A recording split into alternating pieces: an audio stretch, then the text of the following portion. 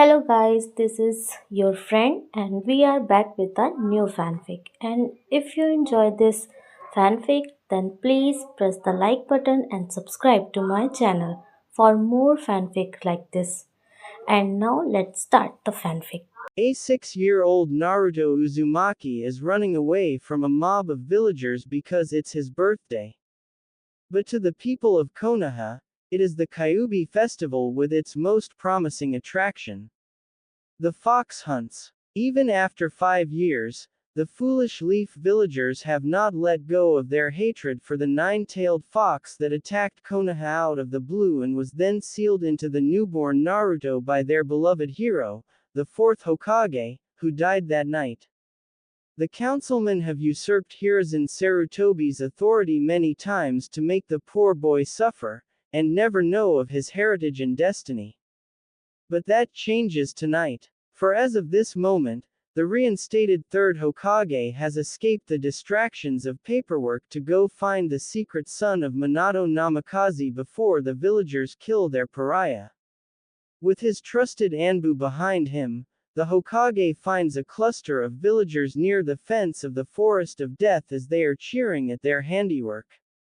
That all comes to a halt when the Anbu surrounds them and the third Hokage steps forward and gives the order, "Take these filths to Ibiki."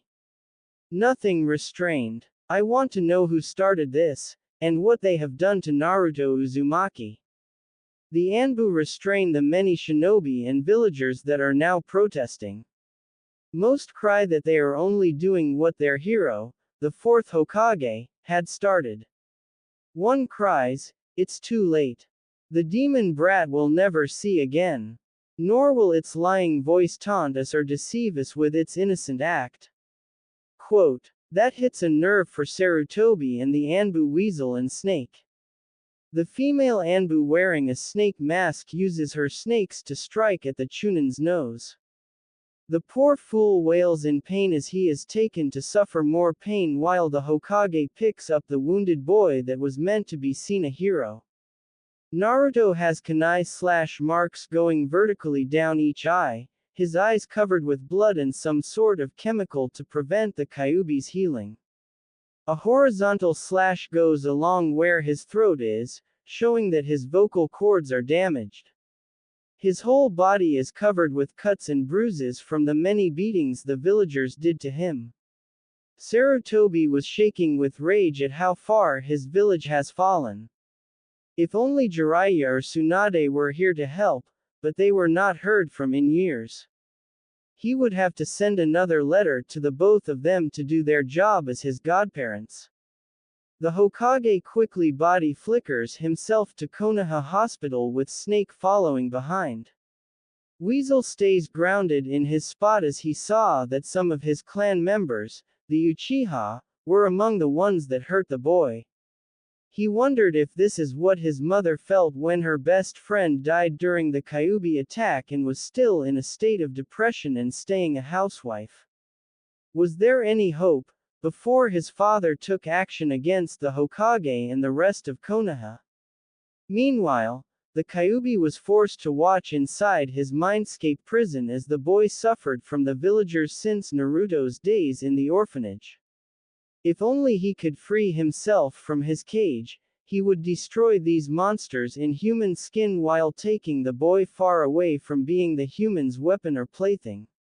If only he had the power to overcome the Sharingan of that masked Uchiha that forced him out of Naruto's mother, Kushina. Suddenly, a thought crossed the angry fox's mind. When the Shinigami sealed him within Naruto, he also placed another soul within the seal that belonged to a creature that was defeated by a young boy that seemed as special as the kit. A creature that was just as ancient and powerful as the Kyuubi himself. Since they were stuck within Naruto, its powers had little to no effect on the Biju or their container. Kyuubi knew that this would be an opportune moment to get his revenge on the Uchiha and anyone who dared threaten his kit. He trudges to a dark corner of the cage to where his roommate slept. "Hey, Scaly, wake up. I need to discuss something with you." The darkness stirs as bulges of dark green scales moves in twisting motions. A giant serpent appears, raising its head from its 70 feet long body to meet its golden gaze towards the Kyuubi's red slits. She hissed in irritation for being awakened from her peaceful rest after not having to deal with magical elitists and purges to mess with her mind. Although her caretaker was a great and powerful speaker. Hopefully the child with the lightning scar and glasses would destroy the terrible progeny of the great Salazar Slytherin. What do you want? Annoying kitsune. She hisses angrily. Our container, Naruto Uzumaki, has been beaten by these foolish humans for the last time. His eyes and vocal cords are scarred by their cruelty. I ask that you help me heal our container so that we can train him to destroy those who'd use their power to make him weak. With your death gaze, snake speech, and my chakra, he will be an unstoppable force against those that are his enemies. Like that thorn in my side and his pretender of a student, Madara Uchiha. The Kyuubi grinned at the thought. The magical queen of serpents hisses in contemplation at making a snake heir in this realm. She remembers viewing in Naruto's memories that Snake Anbu watching out for the boy while also being belittled as the snake mistress. Perhaps the boy can become a summoner to these chakra-wielding snakes, while also maybe turning a mistress into a princess. And later a queen. Very well. We shall bless this child with our gifts so that he may in turn destroy our enemies. Bring respect to our names and species. And bring about a great change to these elemental nations. She hissed in reply. The Kyuubi and Basilisk get to work as the two pour their red chakra and green aura into Naruto's body. Planning on how they will introduce themselves to the child. Scene change. Naruto slowly woke up to find himself not near the forest of death where Hubby-chan lives. He concludes that he is in the hospital, from what he could feel and hear of hospital equipment beeping. His body all bandaged up like a mummy that he only had his fingertips free so that he could feel the hospital bed sheets. Naruto is happy that Gigi and Hubby were there to save him before he met his end. However, the moment was ruined when a large hand grabbed Naruto's chest, pinning him down so he couldn't get up and press the help button to alert Hokage Gigi and Hubby-chan. The shinobi's free hand moves up to pull off the bandages on Naruto's eyes so he can see the look in the demon brat's glassy eyes before he kills it for good. He removes his hand from the Jinchuriki's chest to pull out a special kunai that Danzo and the council gave him. With all that has happened, they had no need for a broken weapon. When the bandages are off, the Chunin gasps in surprise at seeing that the boy's new eyes. The vertical cut marks are now nearly healed, but the would-be blind eyes are now a creepy golden yellow with slit marks, like the traitor sage, Orochimaru. But the yellow colors all around his eyes except for the abyssal black slits, that held no white that could be seen, giving Naruto a more bestial look. It was the last thing the Chunin saw before falling backward with a dead look in his eyes. A nurse walks in and screams in alarm at the fallen body that Sarutobi and the snake Anbu, Anko Mitarashi, come running towards Naruto's room. Before they could enter, Naruto hears a voice inside his head, telling him to cover his eyes while he wonders in bewilderment on what just happened. Naruto, cover your eyes from Gigi and Hubby. Don't let them see your eyes until we tell you to. Listening to the deep voice in his head, Naruto puts both hands on his eyes when the third Hokage and Hubby enter and see the dead body. The Hokage notices the kunai in the attacker's hands and knows that he would have words with his advisors for this. But still, what could cause a Chunin to die with a scared look on his face? Perhaps Inoichi could investigate that, but right now, Naruto was top priority. Naruto, my boy, it's Gigi. Hubby is here too. What happened? Why do you have your eyes covered? The doctors said that you are now permanently blind. Can you actually see? The Hokage questioned the boy while trying to move Naruto's hands from his eyes, only to find that the Uzumaki boy was stubbornly keeping them shut. Naruto, it's hubby-chan. Please show us your eyes. If you do, I will show you my face. She smirks mischievously as she removes her mask to show her brown eyes and flawless features to go with her spiky purple hair. Hiruzen rolls his eyes at Anko's flirting, but he notices that Naruto's scrunched-up face has softened. Naruto then feels a tingling feeling wash over his eyes as if another layer was placed on his eyes like contacts, but more magical. You can show your eyes now, hatchling, a feminine voice hisses in his head. Tell them if Gigi and hubby want to learn more about your changes, bring the Yamanaka and join them in your mindscape. The other voice spoke to Naruto.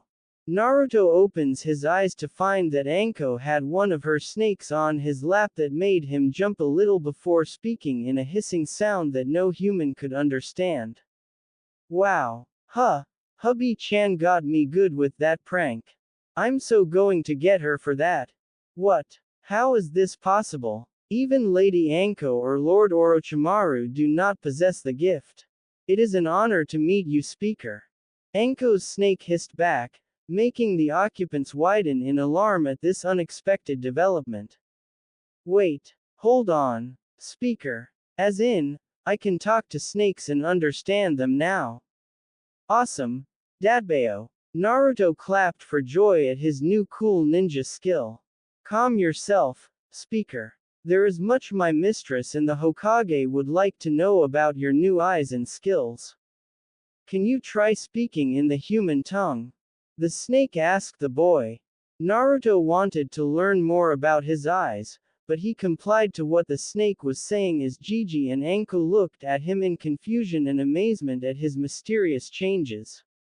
He opened his mouth to try to say how beautiful hubby-chan looked, only to cough in pain as his throat hurt in trying to speak like he normally did. Anko patted his shoulder while Naruto calmed his breathing so that his throat didn't hurt anymore. He looked to the snake summon that lay on his lap as he stood up in his bed and began hissing frequently on what he needed her to say. Forgive the speaker, Hokage and Anko-san. The damage to his vocal cords was deep that he can only now speak the noble tongue of the snakes and nothing else. Oh, and mistress, he says you have a very pretty face, that it is, as you say.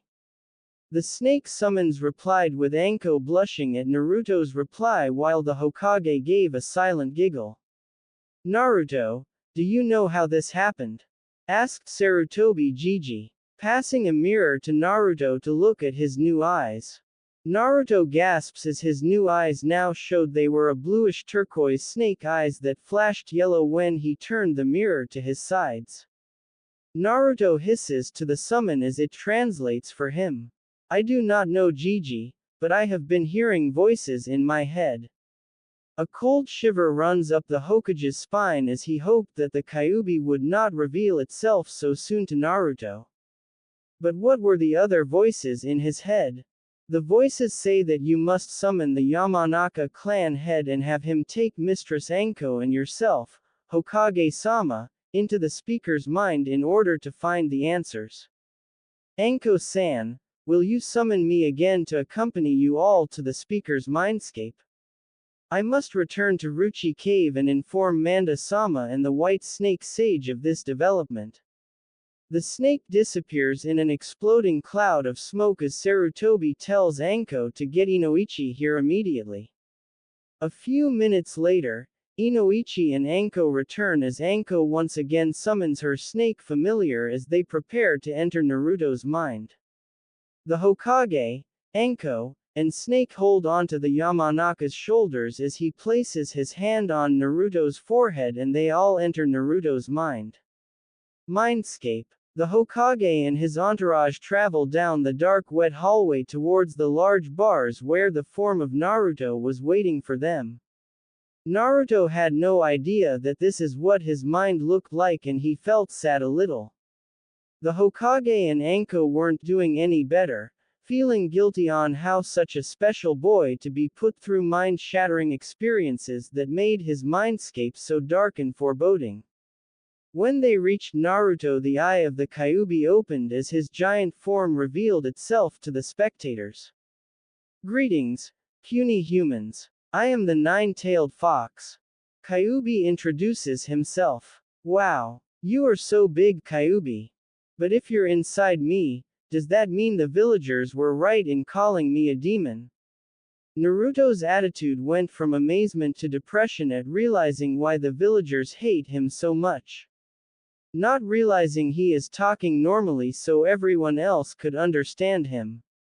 The Hokage quickly went to comfort the boy and then get some answers from the Kyuubi. Naruto, you are not the Biju. You are simply the scroll that holds the kunai, not the kunai itself. I tried to give you a normal life, Naruto, but the pain of the Kyuubi's attack is not so easily forgotten or let go of by the people of Konoha. Speaking of which, why Kyuubi? Why did you attack us and letting many families be destroyed the night Naruto was born? Silence, monkey. I wanted nothing more than to leave your pitiful village after being released from my previous holder. But the man who freed me also took control of me using the same blasted Sharingan that Madara used to force me to battle Hashirama. Although the masked man claimed to be Madara Uchiha, I know it wasn't him. Kyuubi growled in irritation while the Hokage and the entourage were stunned at learning that a rogue Uchiha was responsible for the disaster 6 years ago. You're lying. How do we know that for certain, demon? Sarutobi retorted, not fully accepting the nagging feeling inside him that it was not entirely the Biju's fault. After all, Biju are considered beasts made entirely of chakra that had no mind or heart. Yet here they are, having an intelligent conversation with the strongest of the nine-tailed beasts. Kyuubi snorted before waving one of his tails onto the watery floor to show Naruto's memory of that night. The audience, including Naruto himself, were stunned to see Naruto being the son of the fourth Hokage, Minato Namikaze, and a beautiful red-head named Kushina Uzumaki. They watched as an orange-masked man with one eye hole showing the Sharingan used newborn Naruto as a hostage before taking Kushina away as Minato prepared to do the unthinkable to save Konoha and his child. The scene changes with Naruto on the sealed pedestal as Kyuubi is bound and about to be sealed inside Naruto while Kushina argues with Minato against this action. Hearing his parents' final words after being stabbed by Kyuubi's claw, the memory disappears, and Naruto starts crying at finally knowing that he had loving parents and what they thought of him. Anko gave the young Uzumaki a hug with her snake summon giving a coiled hug too. The third Hokage and Inoichi bow their heads in shame at the truth of the revelations and how low the will of fire was barely a candle of itself after what the village has done to their savior's progeny. Then, Naruto calms down from his comforting hug with hubby-chan and walks on over to the Kyuubi. He is small enough that he squeezes through the large bars while Anko, Sarutobi, and Inoichi are scared on what the Kyuubi might do to the boy. Naruto looks into the Kyuubi's eyes before saying, I should be mad at you for killing my parents that night, but you didn't want to or ask to be sealed into humans like me. I'm sorry for thinking the same way the villagers think of me. And thank you for helping me survive these past few years and giving me these new cool ninja powers. Naruto then hugs the Kyuubi's muzzle, which startles the Kyuubi and the entourage at this display of forgiveness and acceptance. Kyuubi comes out of his bewilderment and inwardly chuckles before using his tails to pull Naruto off his nose and place the boy down to talk to him. You're welcome, Kit. I may be a powerful chakra beast, but I've learned to not place the sins of the parents onto the children after what you've been through. And although I have helped your Uzumaki genes in healing from most wounds, the eyes and snake speaking are not my doing. Kyuubi then moved to the side as Naruto and the others heard something coming towards them in the darkness of the prison. Anko's snake had slithered towards Naruto and wrapped herself around his neck to see if the white snake sage spoke truly. Out of the shadows came the towering form of a giant snake that looked smaller than Manda yet held more power and majesty. Anko had never seen such a beautiful creature. The great serpent hissed before staring at her container with everyone watching. Greetings, child. Although your father summoned the Reaper to seal the Kyuubi away, he did not realize that the Reaper held my spirit as well. It would seem the gods deemed you needed my help on your journey in life. I am the Basilisk, king, or in this case, queen of the snakes. The Basilisk introduces herself. Everyone being able to see and understand her inside Naruto's mindscape were amazed at this. Naruto and the others are surprised that Naruto had not one, but two powerful beasts sealed inside him. Anko's snake, who was still coiled around Naruto, went to greet the legendary serpent. Greetings, chiefest and greatest of the serpents. I am one of the snake summons of this realm. We have heard of your legend and have wished to bask in your grace. The leader of our summons, the white snake sage, foretold that you would come. What would you ask of us, your majesty? Quote, I ask that you allow this child, whom I have blessed with my eyes and our noble tongue, to sign your summons contract. He shall be instrumental in bringing your clan to greatness, along with your present summoner. The Basilisk then turns to talk to Anko. Snake Anbu, please help train my heir so that you both may surpass your hated former teacher. Only then can you reap vengeance upon him by becoming true sages under the teachings of the snake summons. Quote, Anko was stunned at that blunt remark on how to get back at Orochimaru. However, she rubs the back of her shoulder where Orochimaru's curse mark stains her body, chakra, and soul. She would not dare enter Ruchi Cave until the cursed brand is off. The Basilisk notices the woman's distress and then turns to Naruto to give him later instructions. She will help destroy the mark, once she is free from the seal with Naruto's help. Naruto. For you to access more of the Kyuubi and myself, you must unlock the seal in order to free me from this confinement. The Hokage's eyes widen at that remark and is quick to retort.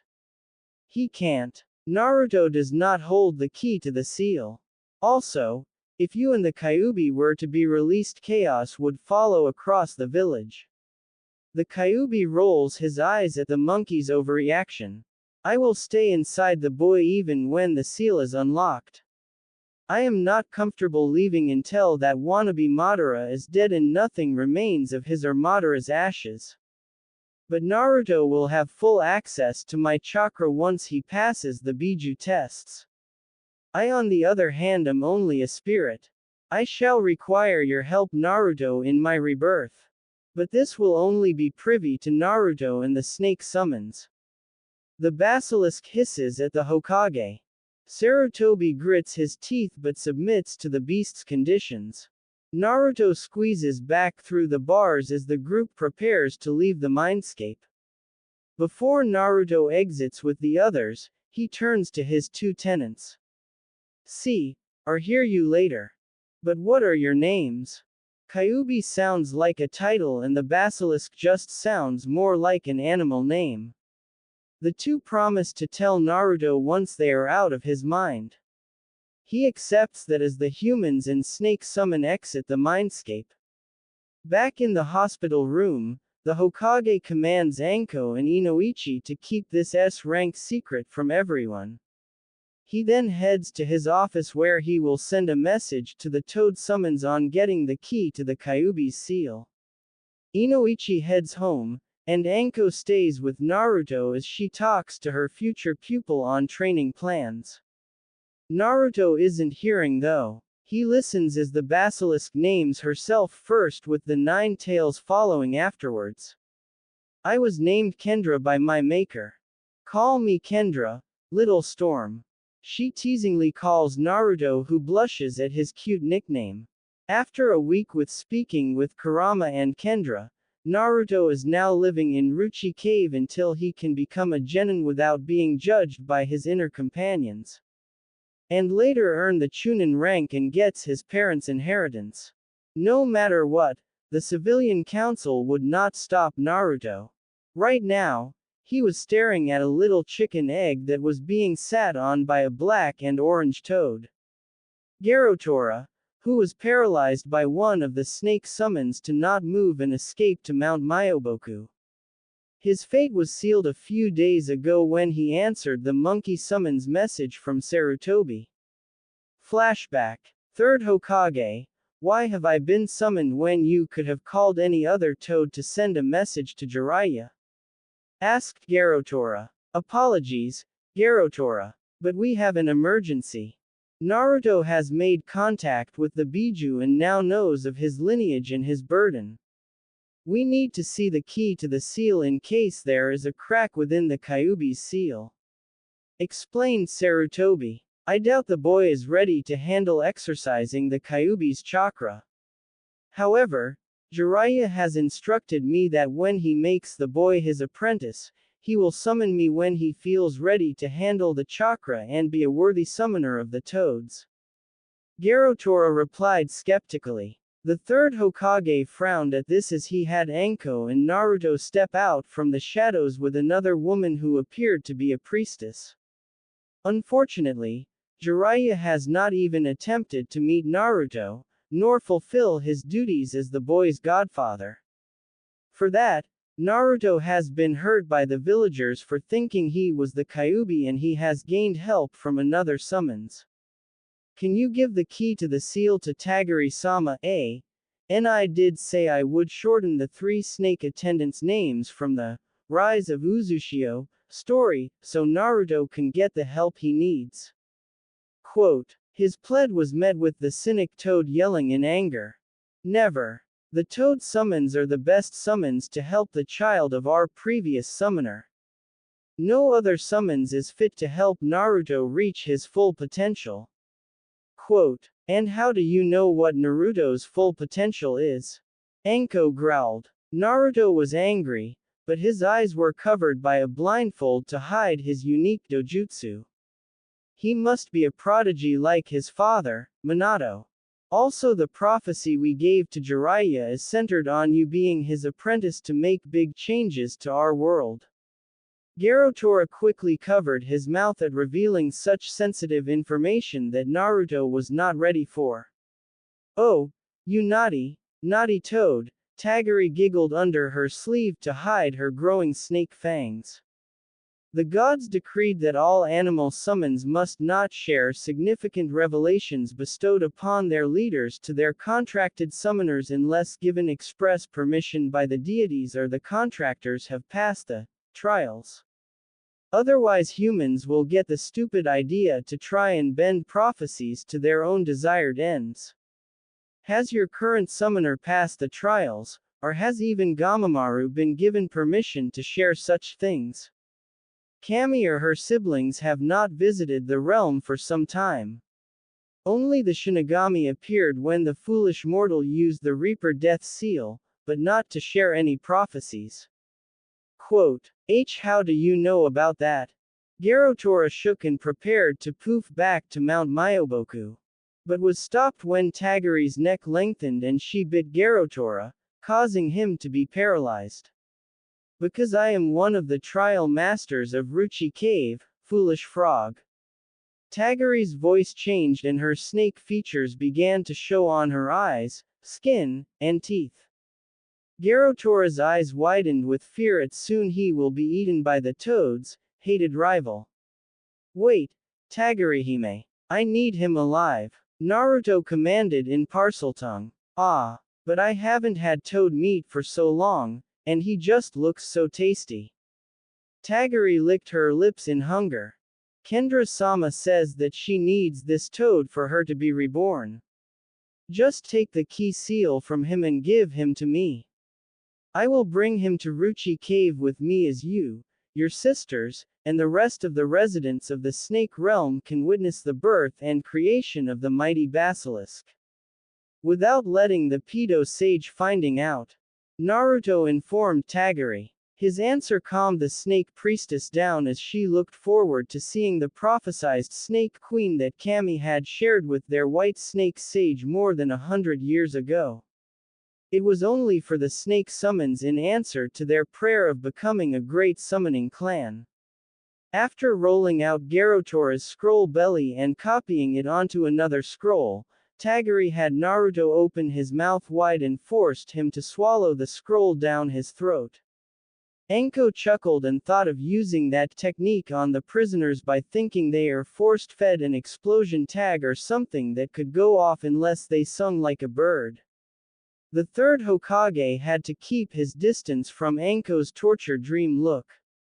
Once Naruto had finished digesting the key, he and Tagiri took Garotora and reverse summoned themselves back to their home, leaving the Hokage and the snake mistress to continue their work in Konoha village. Flashback end. How soon till she hatches? A little snake asked as many of the snake summons gathered around the white snake sage's shrine. Patience, hatchling. The time is soon upon us, said the white snake sage. Not soon enough. Why should we be seeing the birth of some half-breed that is hatching from a chicken? Said Manda, aggravated at no longer being considered the strongest of serpents now that a basilisk was about to be born. You watch your tongue, Manda. Although strange the birth of our next most powerful member, she is still one of us. You will be her strongest champion should the toads try to come take back the boy. Still clinging onto that prophecy that was not meant to be shared yet, refuted the master of the snake summons. Manda calmed down and grinned at the coming rematch against Gamabunta and his ilk. Suddenly, the sound of cracking was heard, and the cave went silent. No hisses could be heard from any of the snakes. Kendra's tiny head popped out of the tiny eggshell, having bluish-green colored scales and a crest of spikes atop her head like a crown of thorns. Her eyes were a bright yellow as they stared hungrily at the soon-to-be dead Garotora. Kendra soon began to grow at an accelerating rate, thanks to the nature chakra of Ruchi Cave working symbiotically with her inner magic, until she was as big as a young ball python. Big enough to devour the toad headfirst and all. All the snakes shivered in fright and awe at her mighty gaze that blinked at her surroundings. Her death gaze being turned off since she's had nearly 1,000 years in training to shut off her powerful eyes' abilities. Naruto walked up to the newborn Kendra without fear and slowly petted her crowned head and ridges along her back while she continued to digest her first meal in this realm. Happy birthday, Kendra-chan. Everyone hissed in agreement and reverence at their newborn queen. The snakes held a celebration as a feast was prepared with lights and music playing to commemorate the birth of their new queen and think what Ruchi Cave looked like during the Boruto episode when they first saw it, even though this one is no genjutsu. Manda had stuffed his mouth of a large boar Enhei a big snake like that needs more than human sacrifices to fill his belly, while other snakes had rice bowls of chicken, beef, and surprisingly spiders which were Kendra's favorite snacks and most likely dreaming of eating that one grown-up arachnid that was raised by the half-giant. They washed their food down with rice sake and water, thanks to the offerings from Manda's loose connection with Orochimaru in Rice Country, when not asking for sacrifices. The water was naturally clean thanks to their cave system that filtered out their surrounding wetlands. After eating his fill, Naruto looked at Kendra in his lap as he caressed her smooth scales. Much to the reborn basilisk's delight. So Kendra-chan, what now? Are you going to start training me with the snakes? Help so I can be a strong ninja? Or am I going to practice with my cool new eye powers? Naruto asked excitedly. Kendra lazily raised her head to look at Naruto in the face as she pulls off his blindfold with her tail to look into his protected green filtered eyes. Your training will soon come, my little storm. But first, you and I must have a stronger connection to access more of my gifts I will grant you. You must see my life as I've seen yours, so that our bond may be deeper and stronger. For that to occur, you and I must perform a familiar bond. Naruto squinted his eyes in confusion at what Kendra had said. What's a familiar bond? He asked curiously. Kendra gave a hissing chuckle at the child's eagerness to learn. A familiar is any kind of animal or animal spirit that serves a magic wielding witch or wizard in many ways. Whether it be spying, serving our witch or wizard, sending messages, and more. It's like the shinobi that have animal summons already in this realm. But familiars have a deeper bond to their contractor. For you to fully be bonded with me, I must bite you. My venom is the most powerful toxins ever, but when used in a bonding manner, the magic in my venom will share my thoughts and feelings as you strive to endure the pain my venom will do when it courses through your veins. Quote, Naruto shivered at having to experience more pain, even when he now is far away from the mobs that tormented him. Kendra saw his pained look that she flicked her tongue in tickling his whisker marks. After getting him to laugh, Kendra continued. Fear not, little storm. I know that you will not succumb to my venom. And once the pain passes and the bond is complete, you will be blessed with being immune to all manner of toxins and venoms. As well as having heightened senses to taste your dangerous surrounding smells that cannot be sensed by just your nose alone. Your body shall sense vibrations and heat signatures better when you're not using your eyes. If you want to learn more about your gifts of sight, you must pass the test, my little storm. I don't want to give any more spoilers. Kendra wiggled her tail as if she were wagging a finger. Naruto narrowed his eyes in determination as he gazed into his sensei's golden eyes. Still in his torn orange jumpsuit and jacket, Naruto rolled up his left sleeve to show his bare arm, signifying that he was ready. Kendra struck quickly as her jagged teeth and fangs bit into his arm. She slithered back to see her slanted oval shape of her 24 bite marks, with 4 of them being slightly bigger than the others to show that those were her upper and lower fangs. Naruto felt sluggish immediately as he fell to the floor, lying on his back as searing pain rushed through his body. His eyes became foggy before blacking out to unconsciousness.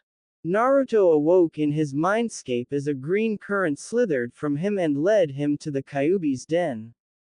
However, the current turned left as part of the wall changed to look like an ancient stone archway decorated with snakes while the entryway was filled with light. Naruto looked at Kyuubi in concern as the towering fox simply sat in his barred den uncaring. This is your trial, Naruto. Yours alone. I can't interfere. Don't tell me you're now thinking of chickening out now. Kurama grinned while still having his eyes closed. Naruto growled at first, before taking a deep breath to look at the gateway and entering Kendra's mindscape. After passing through, the gateway disappeared, and it turned back into the rest of the damp mind wall. Scene change. Naruto found himself on the shores of large black lake that was surrounded by a shady forest of hills and mountains all around and a lonely cliffside along one side of the lake. The young Uzumaki then spots a boat riding across the still waters with a lantern in front of it and 4 people riding it till they reached the shore near where Naruto stood. The 4 adults came to shore without using any rowing oars as the first 2 to touch the sandy beach were 2 men. One having a mane of red hair that matched his beard, wearing a dark red robe, gloves, and a cape with a silver sword dangling off his left side. The other was mainly bald on top with pale blonde hair flowing down from his sides and having a triangle trimmed beard, while sporting a dark green robe that showed his pale hands. One hand having a silver ring shaped like a coiled snake with a green gem in the center, while the other seemed to be petting a tinier version of Kendra. The men then gentlemanly bring the two ladies to shore as they gauge their surroundings. I must say, Rowena, your vision has led us to quite the scenery. Perfect for a little feast, said the orange-wearing woman that held a golden goblet in one hand while her other pulled out a stick, which were wands from what Naruto could guess, and summoned a large blanket that held all sorts of foods for the four friends to eat from. Verily, Helga, this is where the warthog with warts from my dreams led me. I know for certain that this would be the sanctuary for our children and other magical children to learn and grow in their magics. Away from the persecution of commoners and their inquisitors. Rowena Ravenclaw spoke in a calm and soothing voice. Ha! Let those foolish non-magic folks come. I will drive them away with my dueling skills with a wand and my blade. Boasted the red-head. Calm yourself, Godric. It will take more than just our wands and your blade to secure the safety of our soon-to-be castle, said the wizened green one. Indeed, Salazar, our skills in charms and runes will make it so that our school cannot be found or disturbed in any way, said Rowena Ravenclaw. But I worry when the muggles use deception to get children that are gifted by magic but are not among our magical families. They would return to their masters and alert them to our location. I think we should hold off on allowing those children to intermingle with ours. Salazar Slytherin continued to stroke Kendra under his sleeve to keep his paranoia in check. Salazar, if we do put off allowing gifted children to enter, then we are no better than our present persecutors. We will teach them to survive and handle the world we live in. Helga Hufflepuff lowered her goblet to scold her old friend. Rowena rubbed her diadem on her forehead before sharing a thought. Then Hogwarts will need a guardian. A little monster to frighten away those who would unworthily use magic for ill. She gave the wizened Salazar a knowing look as he thought of Kendra hidden in his sleeve. Agreed. However, it will be the duty of my descendants to care for and call on my little princess should the case be dire. Verily, she will be an excellent obstacle along with our spells and safeguards to handle our enemies should an army march at our front door. Salazar agreed, but still having his paranoia whispering in the back of his mind. HMPH, although if something were to force the little monster to attack the innocent within our walls, my blade will have to put her down, Salazar. Basilisks may live for a long time, but time can befuddle the deeds we make present.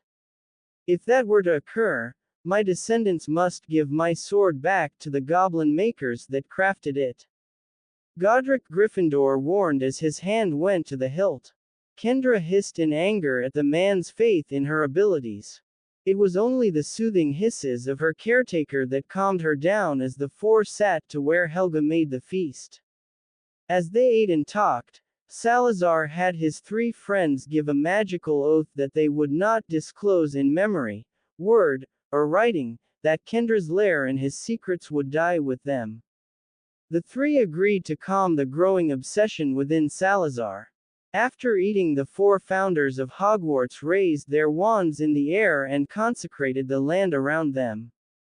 Naruto was in awe as he saw time fly around him and a tall castle formed and stood atop the cliffside. Naruto was then spirited into the castle walls as he flew past moving staircases, talking pictures, and glowing torchlights. It was then Naruto came to a girl's bathroom on the first floor.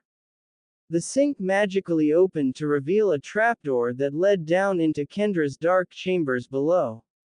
He passed by a circular door made of metal snakes until he reached the innermost chamber of the Chamber of Secrets. He saw that Kendra became beautiful queen that did her duty in protecting the school for over 900 years. The chamber became flooded somewhat when Naruto watched a young man calling himself Tom Riddle, later Lord Voldemort, and forced Kendra to attack the kids within the castle to show bloodline purity and supremacy. Kendra was angry that a descendant of her caretaker would indulge in this madness. Using a spell that targeted her mind to make her more obedient as she only thought of killing and ripping things. Naruto ached inside at seeing Kendra forced to do things that she did not want to do, that were not okay in her father's eyes. It made him think of his situation, that his supposed family member, the Godfather, had conspired with the Toads to change Naruto into Konoha's attack dog to show the Leaf's superiority, as well as Jiraiya's and the Toad's greatness. Just like Voldemort did in making Kendra a monster while promoting his superiority.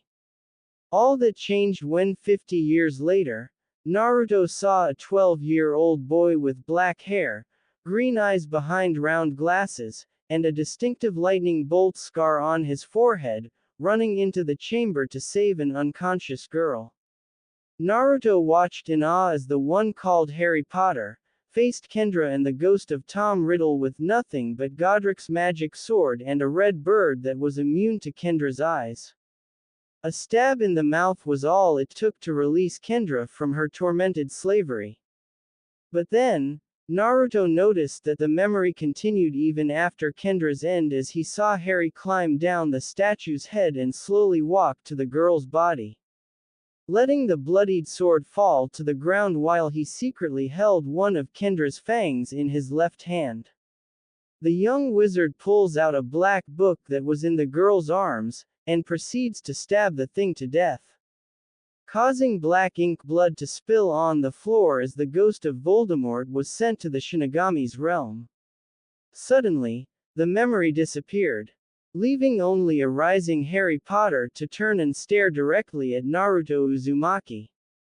I honestly did not expect to see you this soon. But I am in the presence of the most unpredictable ninja in the world. Naruto gawked at this before slowly pointing at the older boy wizard. How do you know who I am, Harry Potter? And how are you here? Well, when you become the bloody master of death, you find yourself in all sorts of things that defy logic.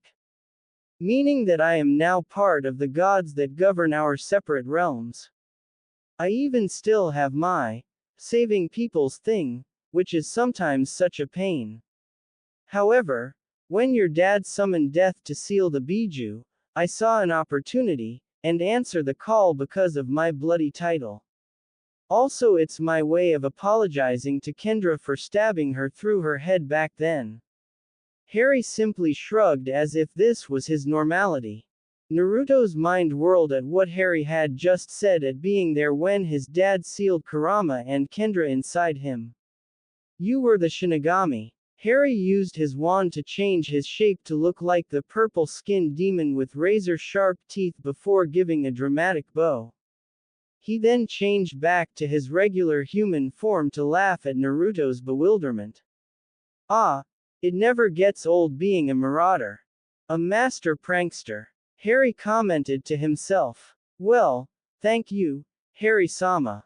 Without you, I would never have met Kurama and Kendra-chan. Also having cool abilities like talking to snakes and sticking it to my toad of a godfather that my destiny is beyond his control also helps. Naruto bowed respectfully. Please, call me Harry. None of that, Sama, nonsense. Plus I needed a way to put those amphibians in their place. Merlin, I also had to deal with an ugly toad in my lifetime. Except she was a woman tried to hide her ugliness by being a cat person and wearing pink. Ugh, just thinking of her makes my hand ache. Harry flexes his left hand after the shudder. Well, thanks again, Harry. Would it be okay if I called you Neeson? You act like an older brother who protected me by giving me Kendra to work with Kurama. Plus now we have the same colored eyes, only yours looks normal than mine. Harry chuckled at Naruto's comparison. He forgot that he could turn his eyes when in Shinigami mode. But having a little brother like Naruto would be a treat since he had no good relatives growing up in London. Harry walks up to Naruto and gives him a warm hug that he really needed. Naruto hugs him back at having another member to the family. Naruto and Harry pull back from each other when Naruto asks a random question. Harry Neeson, what happened to that red-haired girl you saved back in the chamber? Harry let his eyes wander across limbo a bit before answering. Ginny lived, and years later after I defeated the Dark Lord that tried to kill me as a baby, we married and had children of our own. After our mortal lives expired, she still sticks with me, even when she is confined to cabin in the afterlife as I do my duties as the master of bloody death. Why? Naruto blushed in embarrassment but gave an honest answer to his brother. Because I want to know if I have a chance at finding love like you did.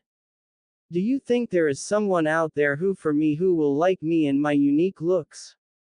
Harry chuckled at Naruto was still a child. He would probably figure it out once he graduates from Ninja Academy. Little brother, I know that there is someone out there for you. In fact, you may have more than one that likes you for your eyes and for who you really are. It's your choice when it happens. I think your hubby Haim could be one of them, trust me, but for now, your magical bond with Kendra has finished and soon you will wake up again. See you later, Naruto. And good luck. Harry vanished as a bright light filled the space around Naruto. He woke up back in Ruchi Cave with Kendra lying on his lap. He slowly rose up as Kendra had tears coming from her now reddish-yellow eyes. Naruto. You had me worried, little storm. After waiting for you for more than an hour, I thought my venom may have killed you. Quote, it's alright, Kendra-chan. I got to see what you went through by putting up with that riddle baka. So, did it work? Naruto asked as he and the little basilisk looked at where she had bit him.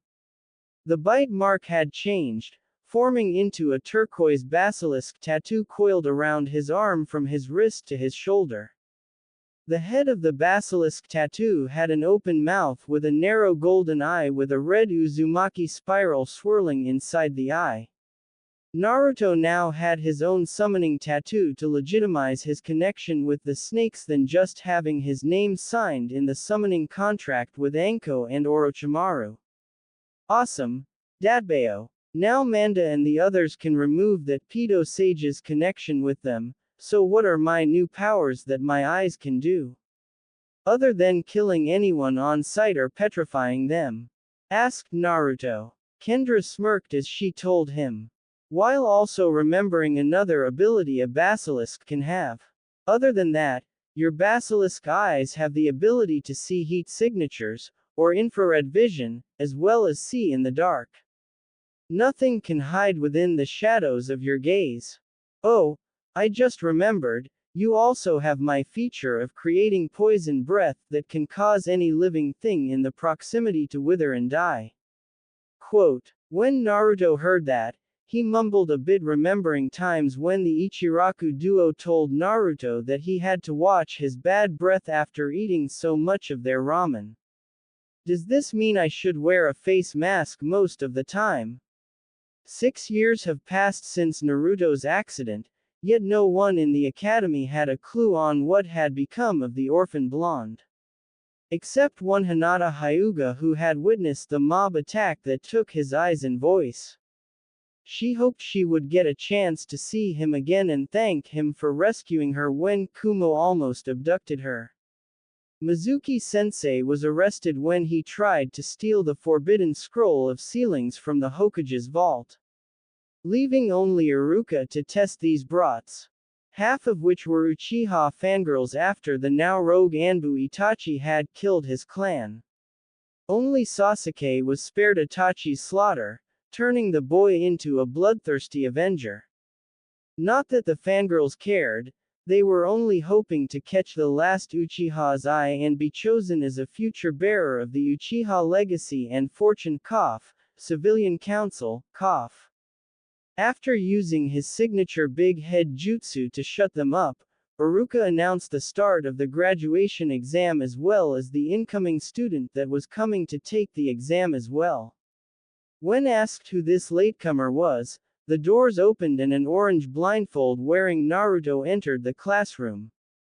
The 12-year-old Uzumaki now sported a sleeveless black mesh shirt under a green trench coat with silver snakes decorating it, baggy black pants with orange stripes on the sides, black sandals on his feet, and a signature green scarf wrapped around his neck to hide his neck scar. A blue snake with a white underbelly and red eyeshadow was wrapped around Naruto's scarf as she guided Naruto to the open seat next to Hinata. This was Ichiki Ikikishimahime, in her snake form. Not wanting Kendra to cause a panic should the human children do something foolish to their summoner. Greetings, Sensei. I hope my summoner are not too late when we arrived, said Ichiki. Not at all. In fact, I was just about to explain why Naruto wasn't in the academy when the rest of the class started. Class, this is Naruto Uzumaki. Due to an accident that damaged his eyes and voice, Naruto has been in the care of one of Konoha's legendary summons since his previous residence was condemned. But I'm sure he has been taught well under your care, hubby-sama. Iruka-sensei complimented to Ichiki. Ichiki brought her tail to her snout and playfully giggled at that. Oh, you flatterer. Our new upcoming protege's been a godsend to us. It's nice to be a recognized summoning contract again in Konoha. Now that we ended our contract with that bleached scientist. The class not knowing who she was talking about except Iruka. The brooding Sasuke decided to make himself known more as he walked up to Naruto and staring him in the face. Hey loser. Give me your summoning contract and your jutsu. They would be better used by an elite like me. A clanless orphan is not worthy of having such powerful summons. Quote. Naruto hissed in anger at that insult, but Ichiki ignored the jab and hissed back at Naruto, much to the confusion of the other students. Sasuke scowled at being ignored and grabbed Naruto by the scarf to put the freak in his place. What's wrong? Can't talk? If you don't give me what I want, then I will have the council seize all your possessions and give them to the last member of the mighty Uchiha clan. Quote. Yeah, Sasuke-kun deserves it. Sakura shrieked along with the other fangirls. But Sasuke-san, why you are not the last member of your clan? And the Civilian Council has no right to step into shinobi affairs. Right, Iruka-sensei? Hinata stuttered, trying to defend Naruto. Shut up, Hyuga whore. You are a disgrace to your clan by thinking you can use your dojutsu in other ways than just to attack your enemies. And don't even think of mentioning that, traitor, in front of me. Sasuke jabbed back, about to slap the Hyuga heiress away when his hand was caught by Naruto in a strong grip. That's enough, Sasuke. Hinata is correct that the Civilian Council does not have the authority it once had. The third Hokage made it so that the civilians no longer had say in shinobi and clan affairs. Naruto is from a clan, the Uzumaki clan. Therefore you cannot demand to take any of his clan's secrets. Iruka rebuked Sasuke. Then how come we never heard of the Uzumaki clan during our history lessons, Iruka-sensei? Asked Kiba Inuzuka, only for the lazy Nara in the class to answer that. Troublesome. The council felt that the Uchiha and Senju were more important since they founded the village. However, the first Hokage had helped founding Konoha when he married a member of the Uzumaki clan. Their sealing jutsus made them a force to be reckoned with. Their spiral symbol can be found on our village mark to signify our shared alliance with them. Before the clan and their country were ransacked and scattered during the Second Ninja War.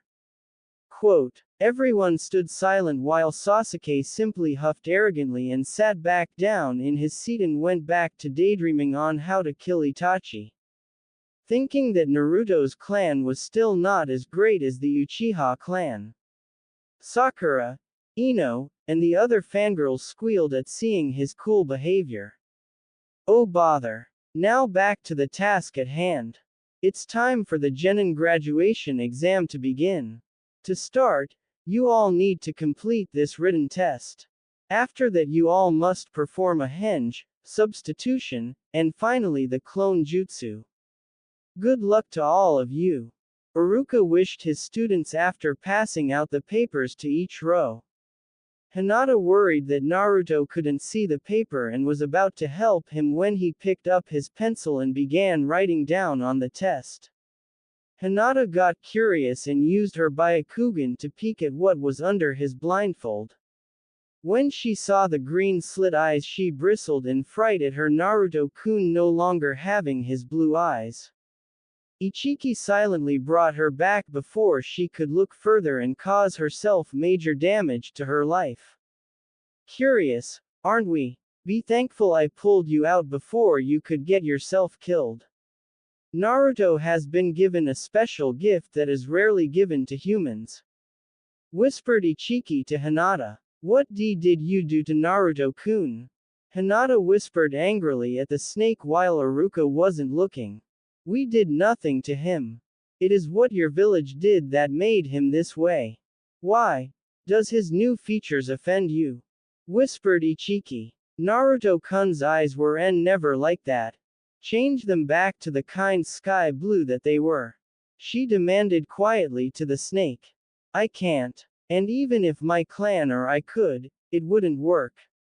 The change is permanent. Does this mean that this is not the same Naruto that saved you from that Kumo abduction?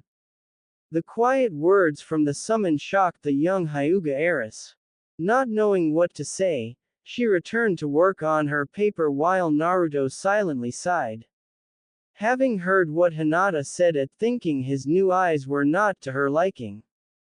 30 minutes later, Iruka called time and picked up everyone's papers. He then roll-called the students in alphabetical order to perform the 3 jutsus and earn their Konoha plate headband.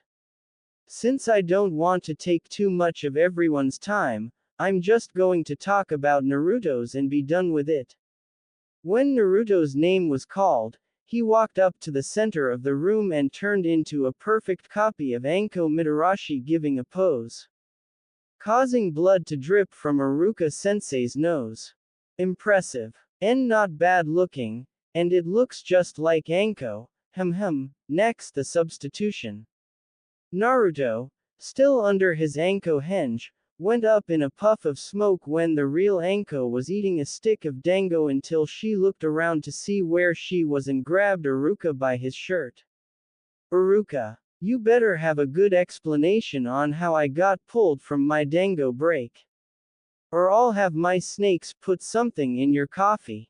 Iruka knew now that this was the real Anko. Calm down Anko-san. Naruto just pulled a long-distance substitution while still under a henge that looked just like you. A good quality of a ninja to pull a switch that fast while still disguised. Anko's eyes widened that her little blondie pulled a fast one on her. Oh, just you wait, Gaki. I'm coming for you, once I get you as my future student. That was as far as Anko got before Naruto reappeared back in the classroom in his true form. Now, Naruto, perform the clone jutsu and you will be a certified genin of the Leaf Village. Iruka looking relieved that Anko did not get to finish her rant and scare the rest of the students that had finished their exam. Naruto just stood there for a few seconds, until Iruka looked confused. Is something wrong? Naruto shook his head before speaking in a hissing voice that made some of the classmates shiver at the supposed monster their parents told them to avoid. Ichiki woke up from her little nap on his scark and went to explain things for Iruka. Naruto-kun can't speak the normal way he used to. Thankfully, we snake summons can understand and translate for him. Until our scouts can get a message to the slug summons at Shikatsu Forest. Their summoner can fix his voice so he can speak to both his human companions and still speak our noble tongue. Iruka now understands why Naruto made those sounds. Hopefully Tsunade Senju can help the boy. He said that because he has so much chakra in his body, he wondered if it was okay to use another form of clone jutsu that is more advanced that can work with Naruto's chakra reserves. Quote, Iruka's eyes widened at this new information, and smiled before nodding his head to the young boy. I don't see why not. A clone is a clone. Plus there are many forms of the clone jutsu used throughout the other hidden villages that using an alternative form shouldn't make a difference. So long as it can be done. Show me what you can do, Naruto. Naruto smiled before making a cross-hand sign with his fingers and did the shadow clone jutsu. Making sure to limit it down to 10 without freaking the rest of the class on how many more he could create. The shocked sensei regained his bearings and inspected the clones that Naruto had made before giving his final verdict. Amazing. The shadow clone jutsu is not an easy jutsu to master. But considering your condition, Naruto, it suits you just fine. Congratulations. You have passed the Genin exams, Naruto. Iruka proudly declared and was about to hand Naruto his headband when Naruto raised his hand to stop him. Although my summoner is happy that he passed Iruka-sensei, Naruto wishes to wear a headband that was once worn by his late mother. The third Hokage had given him a memento of his Uzumaki mother in order to remember her by and show that he would become a great ninja when he passed the tests. Ichiki then went under Naruto's scarf and pulled out a refurbished Uzumaki headband plate attached to a red ribbon, as red as an Uzumaki's red hair. Iruka frowned, knowing that Naruto may still have some mixed feelings on wearing the symbol of the village that tormented his early life. But he accepted Naruto that he was not the Kyuubi that he kept sealed in his body. Iruka smiled and allowed Naruto to use Kushina's home headband. Naruto pulled off his orange blindfold, while keeping his eyes closed so no one could see, and replaced it with his newly designated eye cover that now showed that Naruto was a ninja for his village, and for his family. He had help from the snakes in creating a seal that allowed Naruto to see through the metal plate while continue using his eye's unique abilities. After grading the written tests and letting class exit the classroom, Iruka watched as Naruto and the rest of his students that graduated leave to come back next week for team placements. Iruka hoped that for Naruto's sake and for Konoha as a whole, they move past their misgivings for the young Uzumaki and see him for the good person and hero he really is. Scene change 1 week later. Team 7, led by Kakashi Hatake will be Sakura Haruna, Sasuke Uchiha, and Amy. Iruka announces to the class. Sasuke simply huffs while Sakura and Amy are having a stare-off who is the better kunoichi on the team. Team 8, led by Kurenai Yuhi will be Kiba Inuzuka, Hinata Hyuga, and Shino Aburame. Kiba and his puppy companion howl in joy as they are now sticking with Hinata. Hinata was silent as Shino when their female kunoichi Junin leader had them leave the classroom. After the newly formed Team 8 left, Iruka was about to announce Team 9 when something crashed through the window and landed in front of Sensei's desk. The smoke cleared to show a promoted Junin Anko in all her glory with a banner that said, "The Incredible and Not So Single Anymore." Anko Mitarashi. Single quote. Alright, Where is my brat? It's time to begin Anko boot camp, announced Anko. Naruto simply smiled and had a scoreboard with an 7.9 score. Anko stumbled at seeing that, having a depressing cloud overhead which she shook off and glared at her student. I worked really hard on that intro. How could it have been better? Anko-san, you're early. I was just about to announce your Team 9 consisting so far only Naruto Uzumaki, said Iruka-sensei. Not now, Iruka. Answer me, Naruto. Which to the surprise of everyone, Naruto did answer. His Fuinjutsu has been improving that he now wears a paper seal on his neck which acts like a speaker. Still waiting for the slug sage to answer her summons and fix Naruto's voice if possible.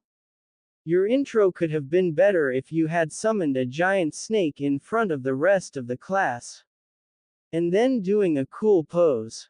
His voice sounded like a recording, but still loud enough to be heard, even from under his scarf. However, Sasuke picked the time now to throw a fit that a sensei gets to only teach the loser, and not him. I am an elite. I demand you train me instead of the loser, wench. His reply was Anko throwing a kunai that scraped Sasuke's cheek and her appearing behind in a headlock. Listen well, monkey see monkey do. You already have a sensei that knows how to get you to activate your eye powers. I don't, so I am teaching Naruto. So why don't you be a good boy and sit your quacking butt down? Anko then appeared next to Naruto and body flickered away in a swirl of fire. Her banner going up in a puff of smoke and vanishing, leaving Iruka to continue announcing the other teams while Team 7 waited for their sensei to show up. Scene change, Forest of Death Tower, Anko's home. Anko and Naruto were now in her bedroom where she tackled him with a hug as they fell onto Anko's bed. Hooray! Naruto-kun. We are now an official team. Naruto's face was blushing at the closeness Anko was giving him, but he liked it. After hugging her back and staying that way for several minutes, Naruto got up and had Anko let him go so they could talk and learn more about each other, as teacher and student, of course. But we are not a full team, Anko. We need 2 more ninjas to complete our team so I can pass the Chunin exams. Those old councilmen are not going to make it easy for the both of us. Even with Gigi's help. Do you know of anyone that could be a potential addition to Team 9? Asked Naruto. I may know one kunoichi in mind that my friend Kurenai tried to teach but had chickened out. We'll head to the Kurama clan's compound tomorrow to see if she is a good candidate. Hear that, Kurama? There's a ninja clan that has your name too. Naruto mentally commented to the Kyuubi. His answer was a snort to being compared to a single clan. But first, we need to introduce ourselves. I rarely got to see you during your stay with the snakes in Ruchi Cave. So I'll go first. My name is Anko Mitarashi. My likes are Naruto-kun, Dango, and the snake summons. My dislikes are a certain white snake, curse marks, spoiled brats, and egotistical politicians. My skills are in snake jutsu, interrogation, fire ninjutsu, snake taijutsu, and soon sage arts. My dreams are to become a true snake sage like you are also training to be, and to have a big family with you, Naruto-kun. Naruto's lower face was as red as his mom's headband. Anko snickered as she finally got him back twice now, for his genin tests and his not high enough score pranks. Well, I am Naruto Uzumaki Namikaze. But we won't tell anyone my father's name until I become a Chunin. My likes are Anko-chan, Kendra-chan, Kurama-san. The snake summons, Ramen, the Ichiraku family, and Hokage Gigi. My dislikes are Uchihas, except for Weasel and Makoto before she died, Konoha villagers that see me as the Kyuubi and not myself, and those who see Anko-chan as a slut and a bad apple like Pedo Sage, Toads and the Toad Sage, and hypocrites. My skills are in Fuinjutsu, Kenjutsu, Snake Jutsu, Wind and Water Ninjutsu, and finally Snake and Fox Taijutsu.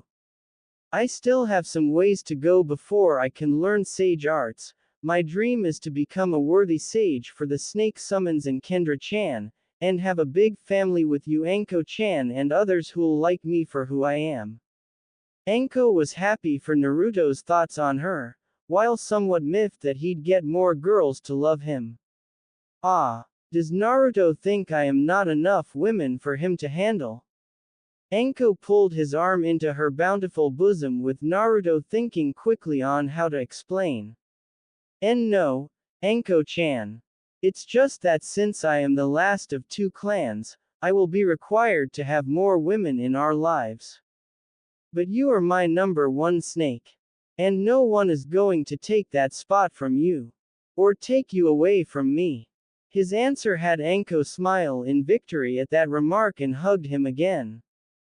Thank you, Naruto-kun. It's nice to know that you are one of the few people that see me more than what others see me as. Are you still planning on figuring a way to remove my curse mark? She shivers in anticipation of Naruto's answer. Yes. Kendra-chan has helped me create a jutsu where I will purify someone with demonic, cursed taint inside them. It's a venom that doesn't poison but purifies the body. But I need to test it on someone before I can be assured that I can remove the curse mark off you without debilitating you in any way. Anko was happy to learn that there was a chance for her to be washed of Orochimaru's taint. Maybe with the rumors of the Kurama clan heiress having demonic taint in her, they can know for certain if the jutsu works or not. Well, in celebration of our newly formed Team 9, we are going to have a date together. Anko smiled before going into her wardrobe to see what outfit Naruto would enjoy the most. Naruto simply stayed on Anko's bed and smiled that life was going to get better. He just hoped that his cousin, Tsunade, will come and try fixing what the villagers broke. He still loved speaking Parseltongue, but he missed using his other native tongue. Scene change, some hotel room. Lady Tsunade was getting annoyed at these attempts. Orochimaru was sending his snakes to send her a message. Only this time, the snakes went to Shizune without her looking. When she read the note, Shizune had her mentor sit on the sofa and try to explain some new developments. Lady Tsunade, the snake summons are no longer contracted with your teammate, Orochimaru. The note explains that they are now the summons of Anko Mitarashi and one Naruto Uzumaki. Tsunade was up and alert when that name was said. What are you talking about, Shizune? Naruto is dead. Jiraiya showed me his burnt body when the sealing of the Kyuubi failed. Tsunade reminded Shizune when she remembered running to Konoha when she heard the Kyuubi somehow escaped Kushina. According to this note, Naruto is alive and houses the Kyuubi inside of him while also being bonded to a powerful snake. It says that he has been abused and tortured since he was 6, until he was kept hidden from Konoha for 6 years. His eyes have changed, and his vocal cords were badly damaged that he can no longer speak normally. Said Shizune. That got Tsunade angry. How dare her toad of a teammate lie to her and make her leave in such a depressed state? Leaving her godchild against a pack of wolves. She would beat the answers out of Jiraiya, next time she saw him. But Kushina's son needed help. Perhaps now she can get over her fear of blood and make up for her lost time with her godson. Shizune. Pack up. We are heading back to Konoha. Tsunade commanded as the two got work. Naruto and Anko had just finished their morning exercises together after having a wonderful date last night. Now they are walking up to the Kurama clan's compound with a note from the third Hokage giving them permission to enter and try to help their heiress. But Naruto could sense the negative intent from most of the Kurama clan members as they neared the Kurama manor. Halt! We've specific orders to prevent anyone from meeting our heiress, Yakumo Kurama. The guard stated to the two. Anko handed them the Hokage's note to them. The Hokage outranks your orders and has asked us to see if we can help your princess with her condition. So let us pass. The guards looked over the orders of the Hokage to see if they were legit. They then see the Hiruzen Sarutobi's seal on the bottom of the paper. Nodding in acceptance, they allow Anko and her student to enter. One of guards then heads to speak with the elder of the Kurama clan, Unkai Kurama. Naruto and his sensei enter the compound as they walk into the heiress room. They find the room filled with paintings. All drawn and painted by one talented artist, Yakumo Kurama. Most of the artwork depicted Konoha landscapes and Yakumo's ex-sensei, Kurenai. All of them bleak and showing how morbid and resentful the artist was feeling inside herself. Her current work was showing a Naruto and Anko's looks and expressions in detail when they just entered. However, it also depicts Anko having a white wispy snake with Orochimaru's eye coiled around her in restraint, while Naruto had a wispy green serpent that looked similar to Kendra the Basilisk with her crown of horns and glowing gold eyes. The snake was coiled in a protective and comforting embrace around the Uzumaki, while also having a red tinge surrounding Naruto with 9 fox-like tails behind him. Whistle. Wow, princess, you sure know how to paint.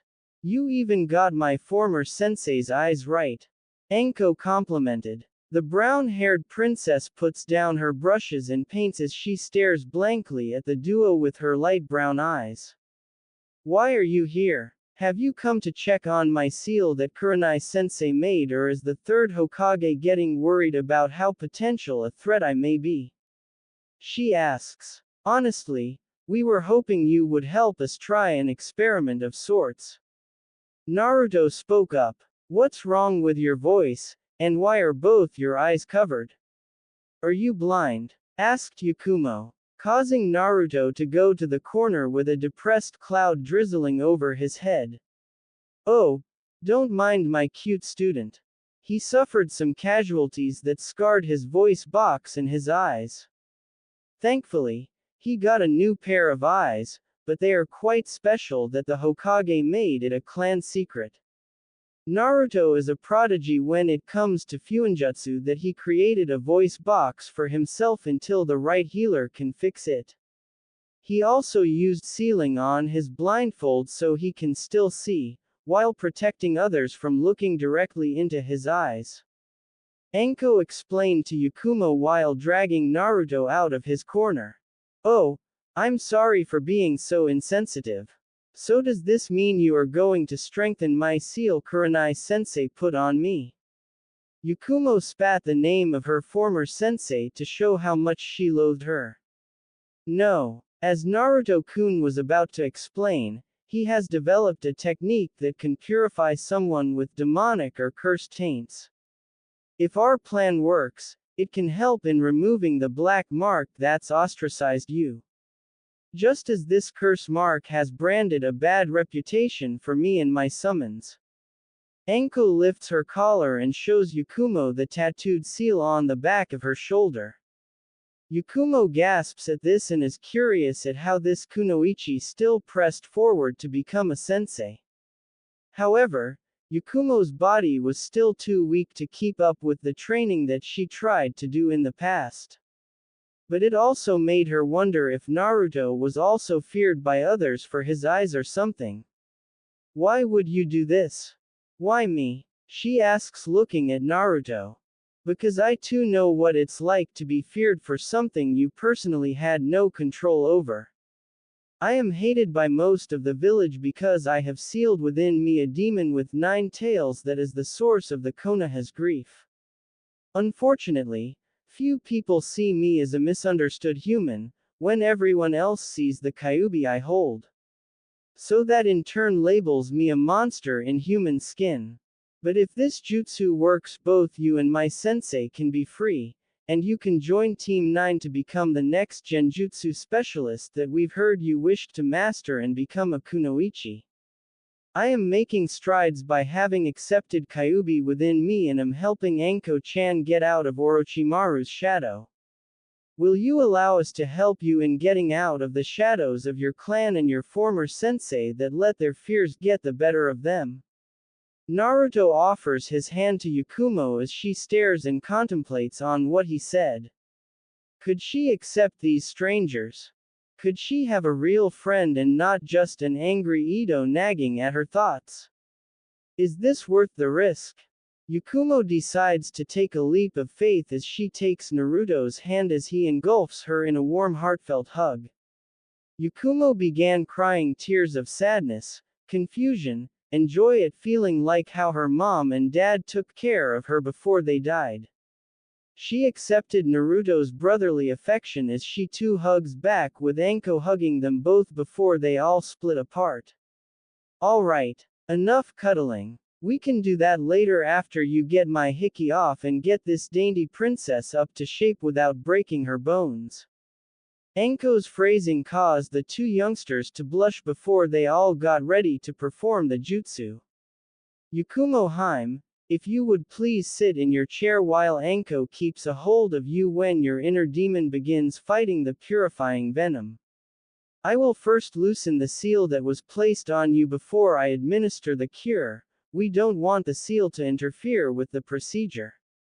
Naruto explains as he looks at Yakumo's seal, which was hidden beneath her hair on the backside of her neck. After loosening the seal, Yakumo holds tight to Anko's arms as Anko is facing the little princess. Naruto goes through several hand signs before his teeth turn into snake fangs as he bites Yakumo lightly on her neck, pumping the non-killing venom that Kendra had given him as he states the jutsu, secret technique, Sacred Royal Venom Jutsu. Yakumo squirms as the venom creates white veins to form on her body before it reaches her head as Anko holds her tight with Naruto pulling out his kunai. Yakumo cries in agony before feeling the seal disintegrates. After the seal is destroyed and no trace was left of it, a shadowy substance surrounds Yakumo before leaping out of her body as it takes the form of a demonic-looking Yakumo with sharp teeth, brown skin, and long horizontal horns as it gazed at Naruto angrily for removing itself from its host. How dare you! I was the only one keeping her alive while her uncle and clan plotted to assassinate her for killing her parents when her powers overreacted from her bottled-up emotions that exploded on that day the clan compound burst into flames. I will kill you, brat. Ito then charges at Naruto. Naruto decides to let Kurama put this demon in its place. Naruto allows the Biju's red chakra to swirl around him and the face of the Kyuubi takes shape above Naruto as his 9 wispy tails flapped behind him. Ito was shaking in fear at now understanding that this boy was the Jinchuriki to the most powerful of the 9 Biju. You think yourself a powerful demon? Pathetic. Kurama roars at Ito, who is now groveling to the floor, at the mercy of the Kyuubi and Naruto before her. However, Yakumo stops the Kyuubi and Naruto from eradicating Ito on the spot as she has Ito look her in the eyes. They stare at one another for a moment until Yakumo decides to say a few words.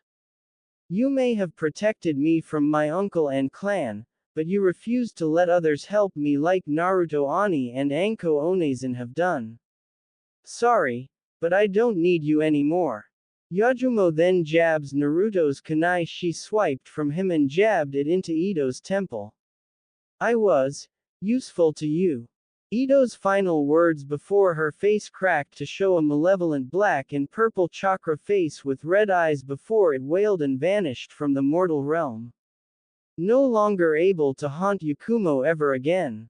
The Kurama princess's strength finally gave away as her weak body collapsed to the ground, but thankfully Anko and Naruto were there to catch her as they smiled at her while carrying her out of the compound. Naruto summoned a shadow clone to seal away Yakumo's art supplies in her stored kunoichi gear she kept so that they could move her stuff to Naruto's place. But Unkai and the Kurama clan had a surprise waiting for them outside. Naruto had Anko piggyback Yakumo when he sensed the increase of negative intent outside as he gave a hidden signal to let him prepare for an ambush. When they exited the compound, Anko quirked an eyebrow as Naruto-kun was right with Unkai surrounding them. Things were about to get interesting. Unkai Kurama, what is this? The third Hokage gave permission for us too. This is no longer Konoha's affair. This is a private clan affair that the Hokage has no jurisdiction over. We shall eliminate our clan's stain that has been among us for far too long. Yakumo's uncle proclaimed with Yakumo shrinking behind Anko's back. That wasn't her fault. Her Edo demon is gone. My student's experiment jutsu worked. Also, she is your heiress to your clan, Unkai. Would you dishonor the memory of your brother and sister by killing your niece? The one niece that can bring the Kurama clan back to glory. Anko retorted back to the clan head. I do this for the good of my clan. If I must sacrifice the last remnant of my family in order for my clan to survive, then I shall. I can make a new clan heir or heiress by arranging a marriage with myself and that failure of a teacher, but an excellent genjutsu mistress. Making Anko grit her teeth that Yakumo had to die in her uncle's eyes while Kurenai would be made into the Kurama clan's breeding mare. Yakumo had mixed feelings about Kurenai, but she didn't want her to be made into the clan's breeding stock. Naruto was not amused, so he decided now was the time to take the cover off. Anko-chan, Yakumo Imouto, don't interfere. I'll handle this. Whatever happens, don't look. Naru-kun, are you sure? Asked Anko. Naruto simply nodded his head as he stepped forward as Unkai and his loyal followers prepared to blast the Jinchuriki with a fire jutsu before trapping him in a powerful genjutsu so they could target Anko, who was protecting Yakumo back inside the Kurama compound. Naruto simply dodged the fireball jutsus aimed all around him, but one of them destroyed his voice box seal. And just when Unkai prepped his strongest genjutsu with the clan charging forward to immobilize the demon brat before going after their former heiress, Naruto removed his mother's headband and opened his yellow basilisk eyes. Scene change, Hokage Tower. What happened? Sarutobi asked again, feeling another headache from paperwork and the council meeting that will be making a fuss of this. Naruto hisses his answers with Ichiki being his interpreter again. Yakumo is standing with a walking stick with Anko there to support her in the Hokage's office. The cleansing jutsu was a success, with Yakumo Kurama now making a slow recovery that her bones and muscles are now getting stronger day by day. Perhaps with a more expert healer she could be fit to join Team 9 once she is ready. However, the Kurama clan head led the rest of the clan to kill us and later arrange a meeting with the council to have Kurenai breed the next line of the Kurama clan. I had to reveal my dojutsu to put an end to the present and future threats.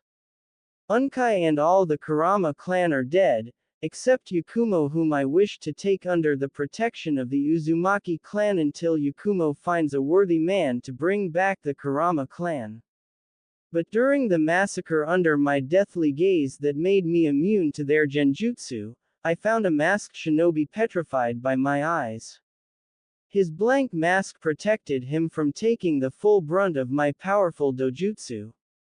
Quote, Naruto summons a giant snake that had imprisoned the petrified root agent in its coils. The blank mask from Danzo's supposedly terminated organization the third Hokage clearly recognized.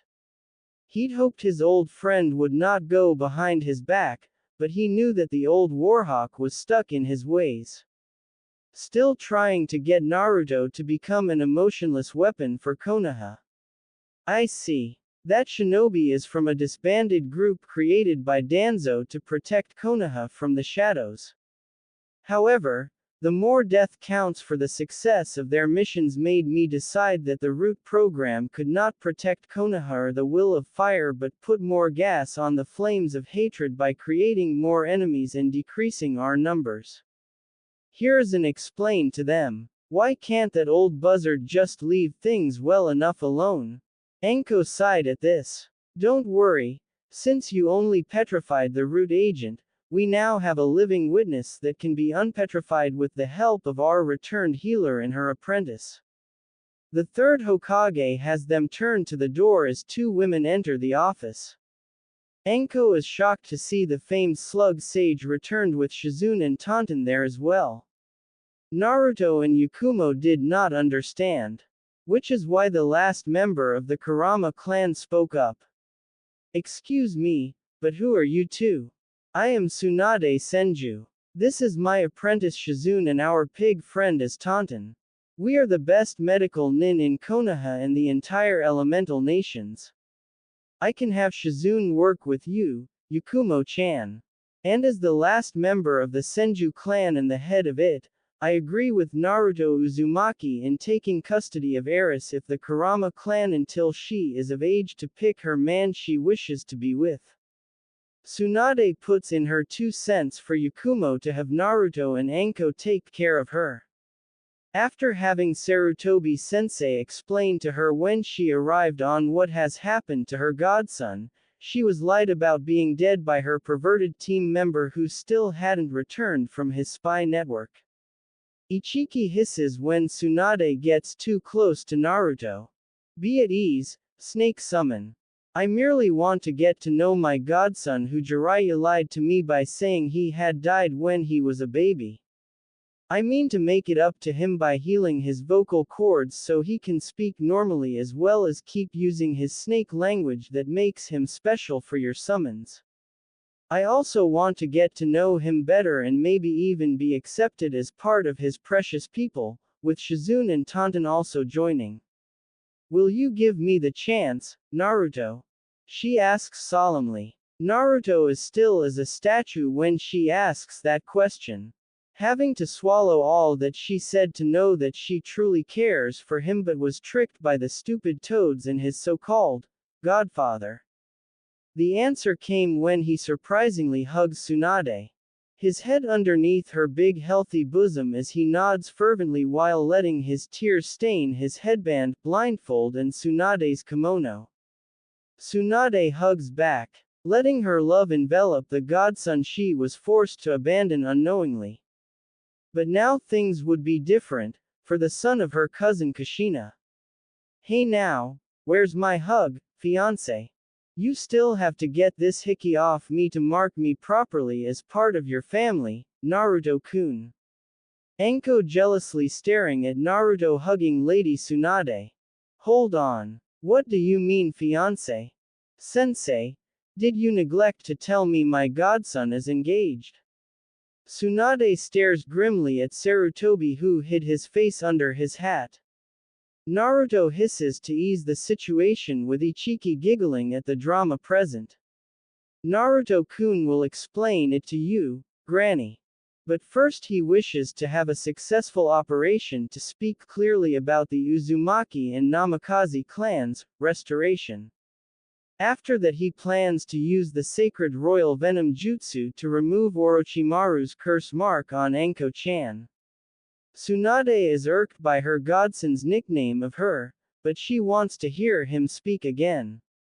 While also finish looking after her patient she picked up while passing in sea country after dealing with a mad scientist that Orochimaru abandoned.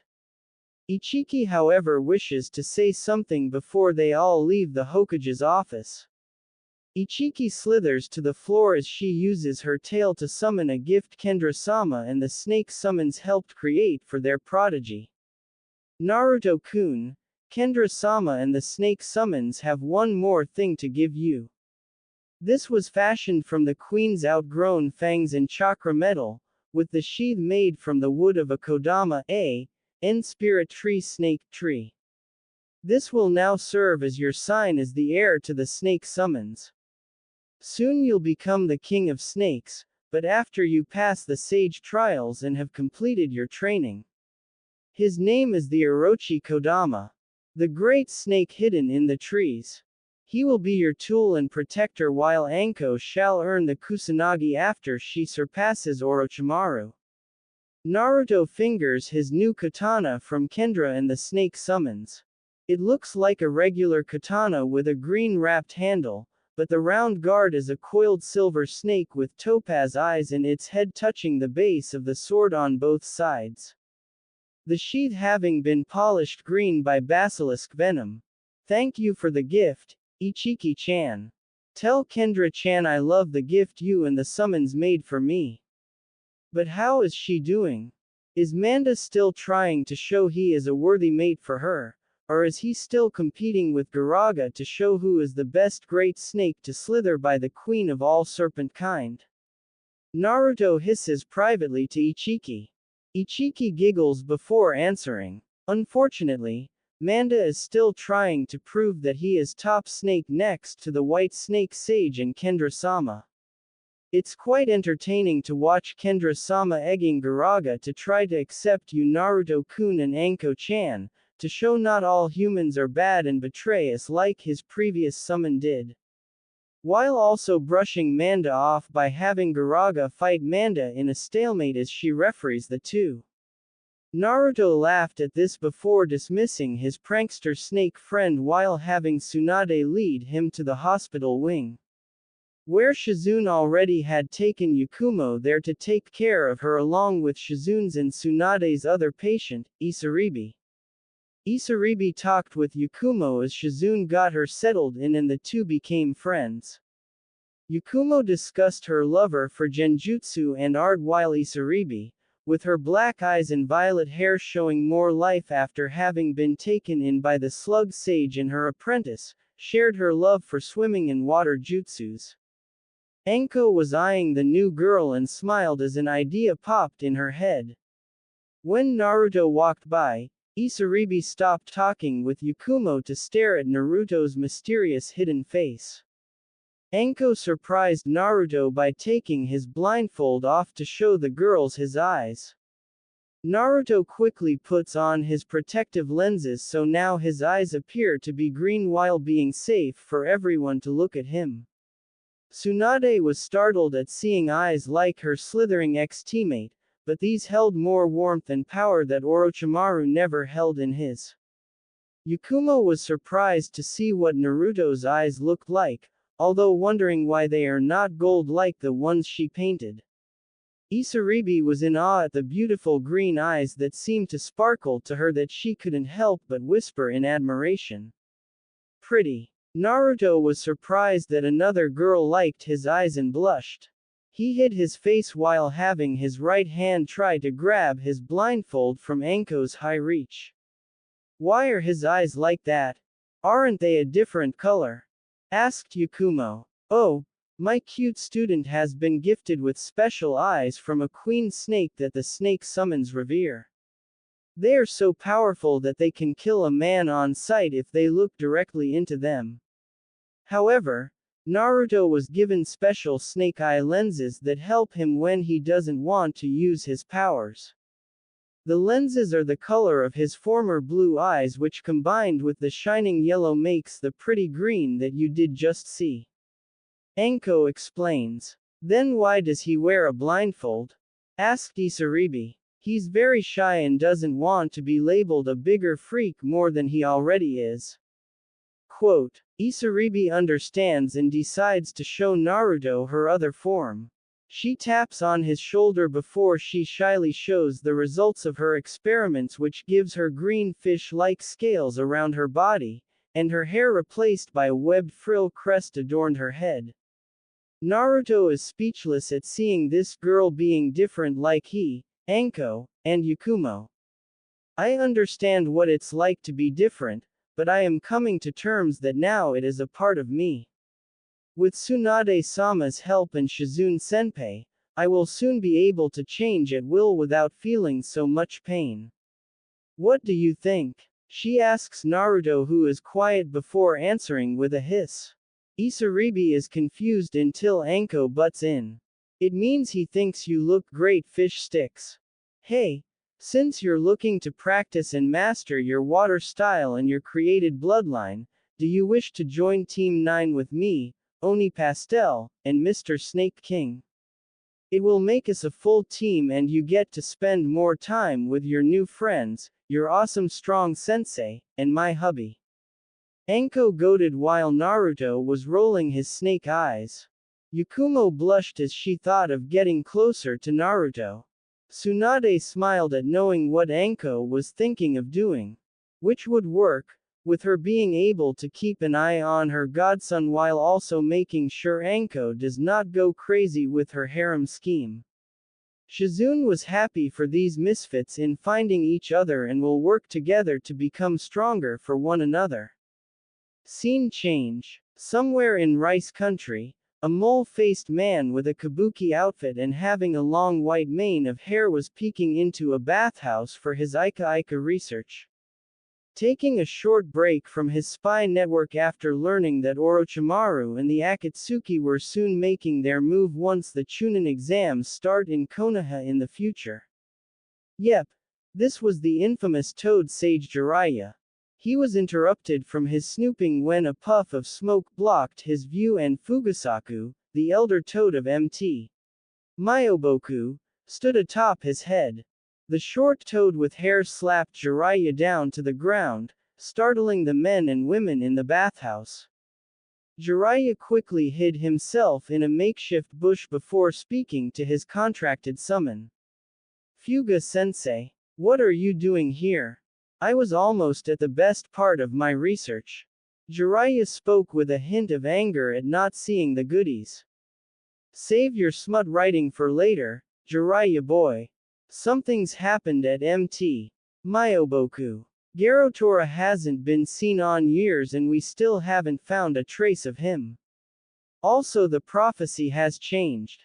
Fugasaku explained to their disciple and summoner. Jiraiya was now on high alert at hearing this. How could it have changed? Naruto is still in Konoha with Hiruzen sensei. He should be ready to learn from the gallant Jiraiya when I return to give sensei my reports on Orochimaru and the Akatsuki. Quote, have you checked your mail, Jiraiya boy? Fugasaku slaps his webbed hand as a huge pile of scrolls the size of Jiraiya fumbles into the world with the most recent letter in the Toad Elder's hands. I kinda lost track. But I'm pretty sure Naruto is fine under Konoha's protection. Being a part of Kakashi's team. Jiraiya waves off. According to this, Jiraiya boy, young Naruto has been hurt and scarred by the villagers. And this appears to not be the only time it seems the people Minato love to show their love by trying to kill the secret son of the Hokage. And this was more than 6 years ago. What if the child of prophecy is too weak to fulfill his destiny that he takes another route? Jiraiya becomes stiff when hearing this, that he reads how the godson he neglected might not be able to see or speak to learn from him. How can he teach a boy that has become blind and mute because Konoha wanted their fresh pounds of meat on the Kyuubi? Jiraiya now is in panic as he rushes to Konoha's direction and hopes that it is not too late. That the Toad's prophecy can still happen. Not realizing that he is about to open a large can of worms that he worked really hard to hide and keep shut for so long. Naruto is happy. It's been 6 weeks since Tsunade fixed his vocal cords. Anko is now curse mark free, and she has been preparing the full shinobi squad of Team 9 to compete in the Chunin exams in the coming days. He enjoyed spending time with his little adopted sister Yakumo and new girlfriend Isaribi. Although he made sure to go on dates with Anko so she wouldn't feel left out and so she could have her personal Naruto time. but nothing too extreme until becoming a Chunin. However, there were some problems with Team 9 being considered a legitimate squad by some of the other Konoha shinobi. Mainly Kurenai, who still thought Yakumo was not fit to be a shinobi from her past experiences with the Kurama heiress. That led Anko having to fight her old friend to defend her student that she came to think of as her little sister. Now the snake mistress was barely speaking to the genjutsu mistress until Kurenai apologizes to Yakumo and the rest of Team 9 for her disrespect. Still hasn't happened yet. Anyway, Naruto has gotten better with his jutsus, one of his father's signature jutsus, sealing arts, experimenting with Kendra's familiar connection, team synchronizing, and wielding his katana that Kendra and the snake summons had gifted him with Anko's other good friend Yugao to help him in Kenjutsu. Creating over 100 shadow clones can really boost your ninja training, which is why he also taught it to Isaribi and Yakumo. Although the two couldn't pull off as many as the Uzumaki can. Once his team completes the Chunin exams, he will finally get his Uzumaki, Namikaze inheritance and live in his parents' compound that still is locked and sealed up. Don't get him wrong, living with Anko, Isaribi, and Yakumo in the Tower of the Forest of Death has its ups and downs, but Naruto is eager to have him and his loved ones live somewhere that is more safe than accidentally wandering into a forest filled with giant animals and insects that can eat a genin or some distracted Chunin. Now Naruto, his team, and Granny Tsunade are eating at Ichiraku Ramen with Naruto having his special Naruto bowl. He had just finished his second bowl when Yugao-sensei appeared behind them with her Anbu cat mask on. Official Hokage or council business. Naruto-san, the council requests your presence in the council room. Said Anko. Is there something wrong? Asks Naruto. I cannot say. Only that they request your presence. Hold on, I may be the only living member of the Senju clan, but I was not informed that the council was meeting today. Who's leading this council? It certainly isn't Sarutobi-sensei. Tsunade pointed out. I was told by the council elders to request Naruto-san. Yugao knew that Tsunade was not letting her godson go in unprepared. Those old buzzards. Fine, Naruto, let's finish our meal and head up to Hokage Tower. Anko, take Yakumo and Isaribi to your place until we come back. I don't want Danzo to try anything funny while we're there. Tsunade then quickly finished her sake as Naruto handed his last bowl to Ayame and then put his eye cover back on. He only shows his eyes to those who are precious to him and accept his new look, but also to scare those who really tick him off with his negative sensory. Just not to the point of letting his basilisk stare petrify or kill them, unless necessary. He does not fully rely on his eyes to do the fighting for him like one certain Uchiha who got lucky in unlocking his Sharingan during Team 7's mission in Wave. Do you think I should have my eyes ready, safety off, during the meeting? Naruto asks his Biju tenant and to Kendra through his familiar bond. Yes, I wouldn't put it past that Warhawk to try something. Especially since the last time you got close to him, I felt the strange presence of the Sharingan under his bandaged eye and covered arm. Says Kurama. Agreed, he may think he has the higher ground, but that decrepit old fool is nothing like a phoenix. His talons will not ensnare us. Kendra vehemently imputed. Naruto silently nodded as he and Tsunade followed Yugao to the Hokage Tower while Tsunade quietly had Neko to inform the third Hokage on what the council was doing behind his back. Scene change. What is the meaning of this? I go to talk with my student who's returned from his spy network when in fact I was speaking to a shadow clone. Jiraiya, you'd go behind your sensei's back along with the rest of council. What is this world coming to? Hiruzen shakes his head in disappointment before going to take his seat in the council meeting room where they were about to address Naruto and the Kyuubi's seal with Jiraiya looking like he was caught peeking at the bathhouse.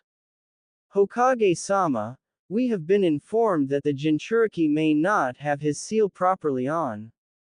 For destroying most of the Kurama clan, we fear that the Kyuubi may have had a hand in influencing the boy in destroying a clan that was a part of Konoha as a whole. Thankfully, Jiraiya had returned from his spy network to see the current status of the Kyuubi's seal. Informed Homura, with the council agreeing with her. I have already excused Naruto for what had occurred with Unkai and his ilk, for the clan head was attacking Team 9 when they were on a mission which successfully removed the curse of the Kurama clan. The boy did not use the Kyuubi's chakra while he defended himself and his team. The third Hokage explained to them. Still, Sensei, I need to check the seal in case the Kyuubi made a crack in its cage. I'm sorry for not meeting you in person, but I had to make certain my godson was alright after reading the letters you sent me. Said Jiraiya. HMPH, some godfather you turned out to be. And speaking of which, why did you lie about my godchild being dead for more than a decade, Jiraiya? Tsunade cracked her knuckles, which had Jiraiya get a safe distance from his teammates' reach. You were drunk, Tsunade. You couldn't take care of a baby nor yourself without Shizune or me there. I needed to continue working my spy network to find Orochimaru and those who wished Konoha harm by using the Biju. He should have been safe in Konoha and made bonds with the people. Most of the citizens would rather see me dead than be their friend or duty-bound protector. Granny fixed my voice that these idiots were responsible for but were only given a slap to the wrist then be hanged for harming the Hokage's child. Said Naruto, which surprised Jiraiya and the civilian council that he could speak again. What do you mean, demon brat? You are not related to the third. You can't call yourself the son or grandson of the Hokages. A merchant council member shouted in protest. Jiraiya grew pale that Naruto knew his lineage and looked at Tsunade and Sarutobi-sensei to see if they told. They merely shook their heads in silence to tell the Toad Sage that someone else shared the truth to Naruto. But who? Jiraiya thought in aggravation. Wrong. My full name is Naruto Uzumaki Namikaze. Son of Kushina Uzumaki and Minato Namikaze, your beloved fourth. I hope to announce this during the Chunin exams, but letting the council know first made it happen sooner. My father sealed the Kyuubi to keep your misbegotten lives, only to spit on his grave by scarring and hurting his living legacy. Naruto proves this by raising his hand and forming the signature Rasengan before letting it dissipate. That shut them up and had Jiraiya flipping inside that he was not there to teach him this. But he still had the toad summons and other jutsus that he could bribe the boy. It's true he is the son of my student. Which is why I also come to give him the chance to sign the toad contract like his father did and become as great a hero as his father was. As soon as you let me see the seal. Naruto barely gave the perverted toad sage an inch as his hidden familiar tattoo lights up and Kendra appears coiled around his arm the size of a python with her safety lenses on. The council and the pervy sage jumped back in terror at the strange snake that hissed so loudly at Jiraiya and glared her eyes among the civilians and the elders of the council. Tsunade and Naruto were smirking inside to see them jump scared. Imagining if Naruto decided to let Kendra show her real size. What is this? Are you in league with the traitor, Orochimaru? Or did that snake slut bend over to get you to sign the snake summons? Demanded Kaharu. Your reports are outdated and false. The truth is the snake summons have not been in league with Orochimaru for several years now. Only a handful of snakes still follow that madman. Only Anko and I are the sole summoners of the snakes. having given them a queen. This snake you see before you is Kendra. She is a legendary serpent known as a basilisk. She is my familiar and bonded summon that allowed me to sign the snake contract and get Anko and the snakes back into the good light of the shinobi world. Soon there will be new snake sages in Konoha. And they will be the king and queen of snakes. Naruto proudly proclaimed with Kendra hissing in agreement. Danzo felt the Jinchuriki was growing too powerful as he tried to use his hidden Sharingan on the snake because the Sharingan could not work on Naruto's hidden eyes that were covered. Unfortunately, Kendra felt the Warhawk's actions and let some of her power slip a little, causing the leader of Root to keel back in pain, feeling that Shisui's Sharingan was strained and almost ready to die. Danzo was irked that this mysterious snake may be more powerful than the legendary eyes of the Uchiha. He would need to research before trying to usurp Naruto or the beast. Sadly, all notes on basilisks were with the snake summons and kept under guard, lock, and key by the white snake sage at Ruchi Cave. Jiraiya was perplexed that Naruto would rather have the snakes than his father's trusty toads. But Naruto, your father would have wanted you to have the toad summons. You can't trust the snakes. I trust snakes and foxes more than I trust toads due to the fact that snakes are tight-lipped when mentioning prophecies. The toad summons have broken the laws passed down by the gods that summons may only reveal certain revelations when their summoners pass a series of trials and/or are granted permission by the gods to share such prophecies. My father may have been a good summoner for the toads, but I am not him.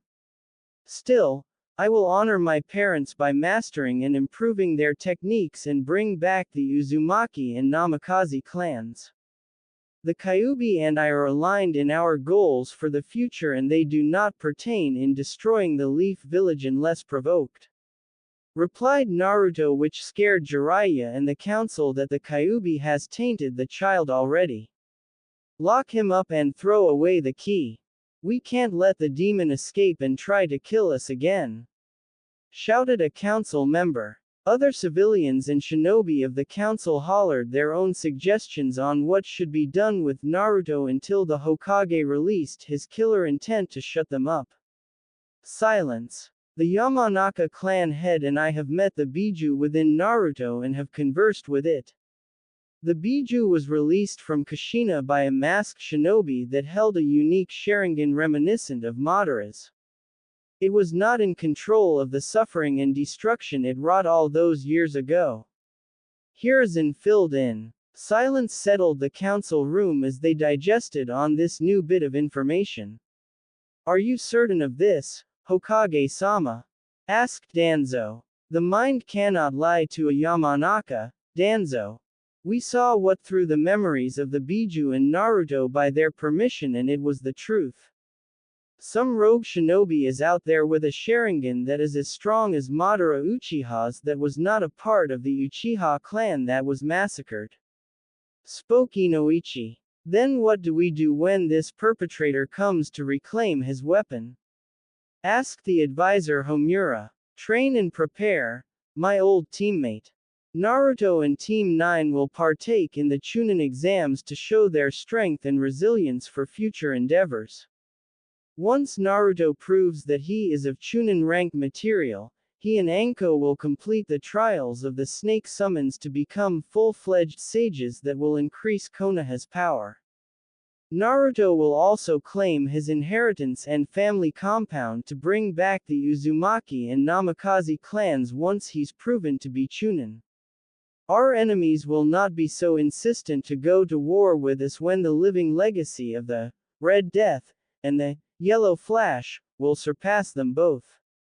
Do you not agree? Said the third Hokage as the councils whispered to one another. After whispering for 5 minutes, the councils won by a major vote that Naruto and Team 9 would be allowed to compete in the Chunin exams. The Hokage then dismissed Naruto, Kendra, and Tsunade with the rest of the members of the council exiting as well, leaving Danzo, Jiraiya, and Hiruzen left in the room. You are playing a dangerous game, my rival. I hope that this Jinchuriki will not bite us behind our backs like Orochimaru did. Danzo gave his words of warning before leaving to his hidden root center to plan for his succession in claiming the Hokage seat. Sensei, I was supposed to train Naruto so he could fulfill the prophecy. Now he seems to be the second coming of my fallen teammate and may betray Konoha when we least expect it. Jiraiya spoke with an anxious expression. What's done is done, Jiraiya. I myself have suffered the consequences of trying to control destiny and look where it has gotten us. We must let Naruto decide how he will fulfill his destiny and give him help when he needs or asks it.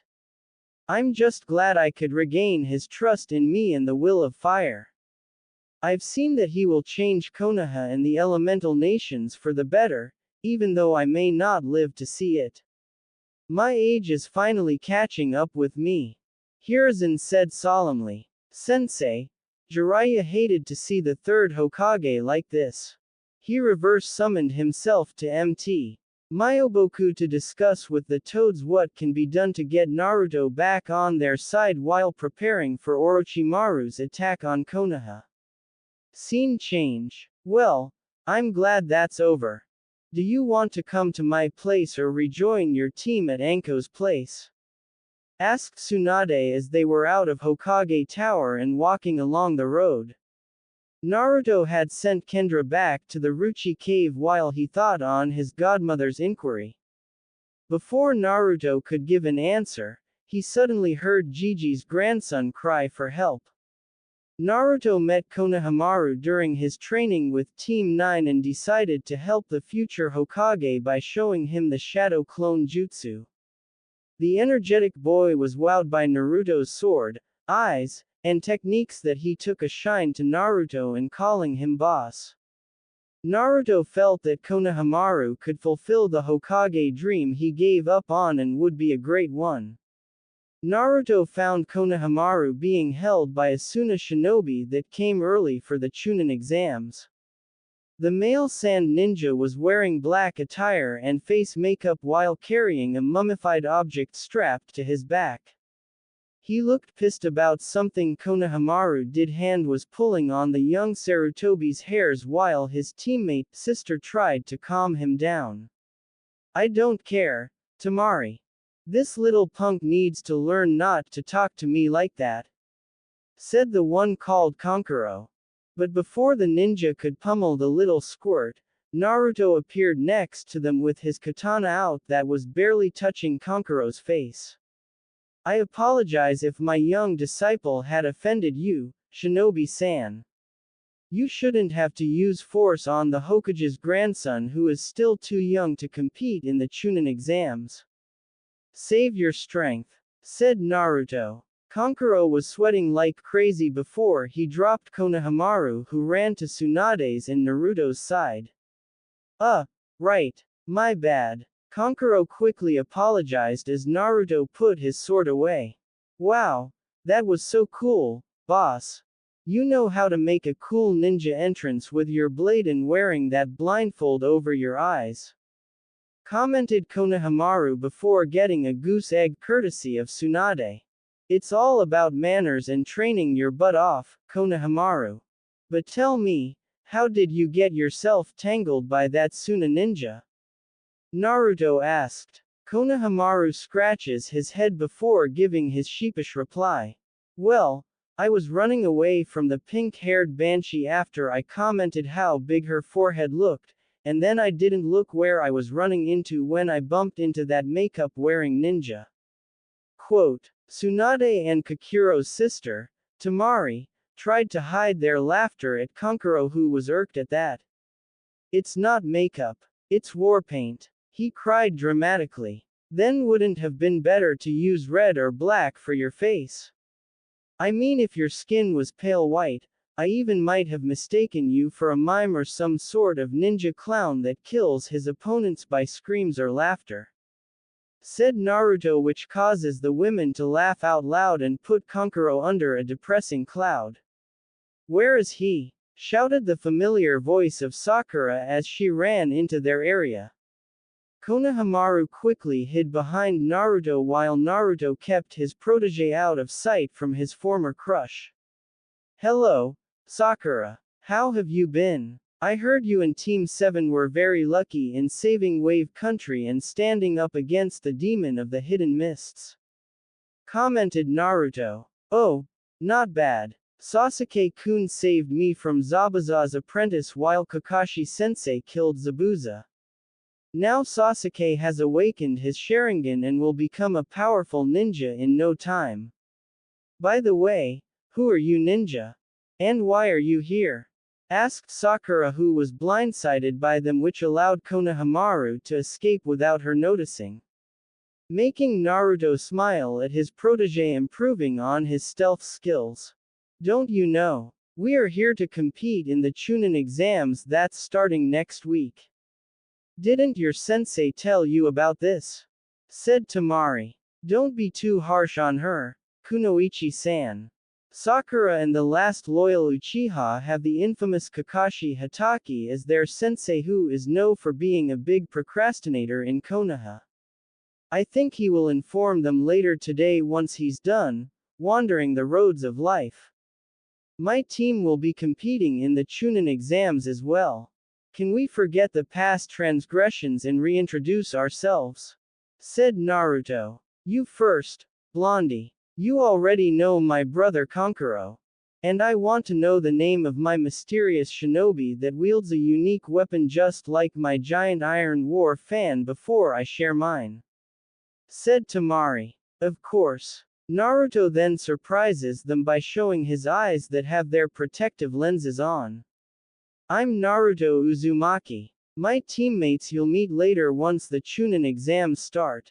And my blade's name is Orochi Kotomi.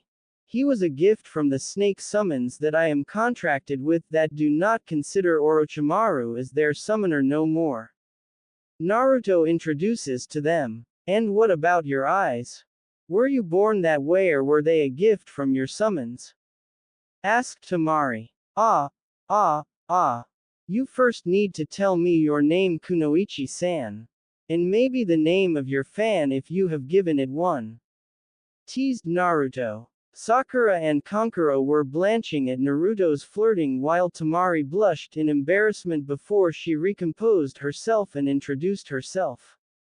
My name is Tamari. I am one of the Kage's children that will prove that my Tasuki Hoshi will blow away the competition. N meaning, moon star, because her fan forms 3 moons that she seems to call them, stars. An adept name. My eyes were a gift from my summons since I lost my old eyes from a mob attack when I was little. Explained Naruto, which caused Tamari and Kankuro to flinch, which perplexed Naruto. His answer came when Suna's third teammate revealed himself hanging upside down from the nearby tree, which then landed near Naruto and stared with a frowning look on his face. I am Gaara. Your eyes are quite interesting, just like your blood. I hope you can satisfy, Mother, when I'll fight you and your team. Remarked Gaara, which caused his siblings to shudder while Naruto was told by Kurama on what Gaara was. He's the Jinchuriki of my one-tailed brother, Shukaku. A real nutcase that one.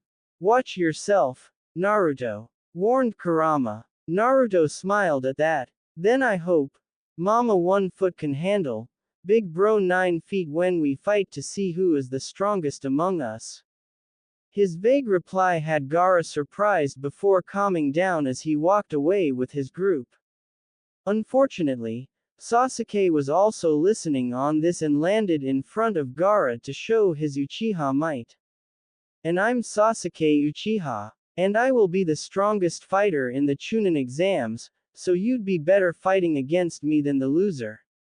Said Sasuke. We shall see. Was Gaara's only reply as he and his team walked past the elite, who was irritated by being brushed off like that before turning his anger at Naruto. So that's what you look like under that blindfold of yours. It doesn't scare me, loser. For the Sharingan are the most powerful eyes in the elemental nations, proclaimed Sasuke as he showed his one-wheeled Sharingan to intimidate him. Naruto simply remains quiet before taking his godmother by the hand and body flickers in a whirl of water to the Forest of Death Tower where the rest of his team were. He wanted to tell them the good news that they were given the green light to the Chunin exams while having Tsunade stay for dinner as they relaxed for the rest of the day.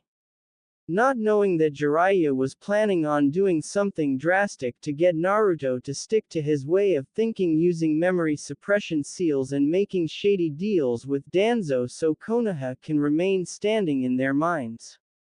Soon they will realize that grabbing a tiger, snake, by the tail is gonna get you maimed or worse. Even when you are forced to let go.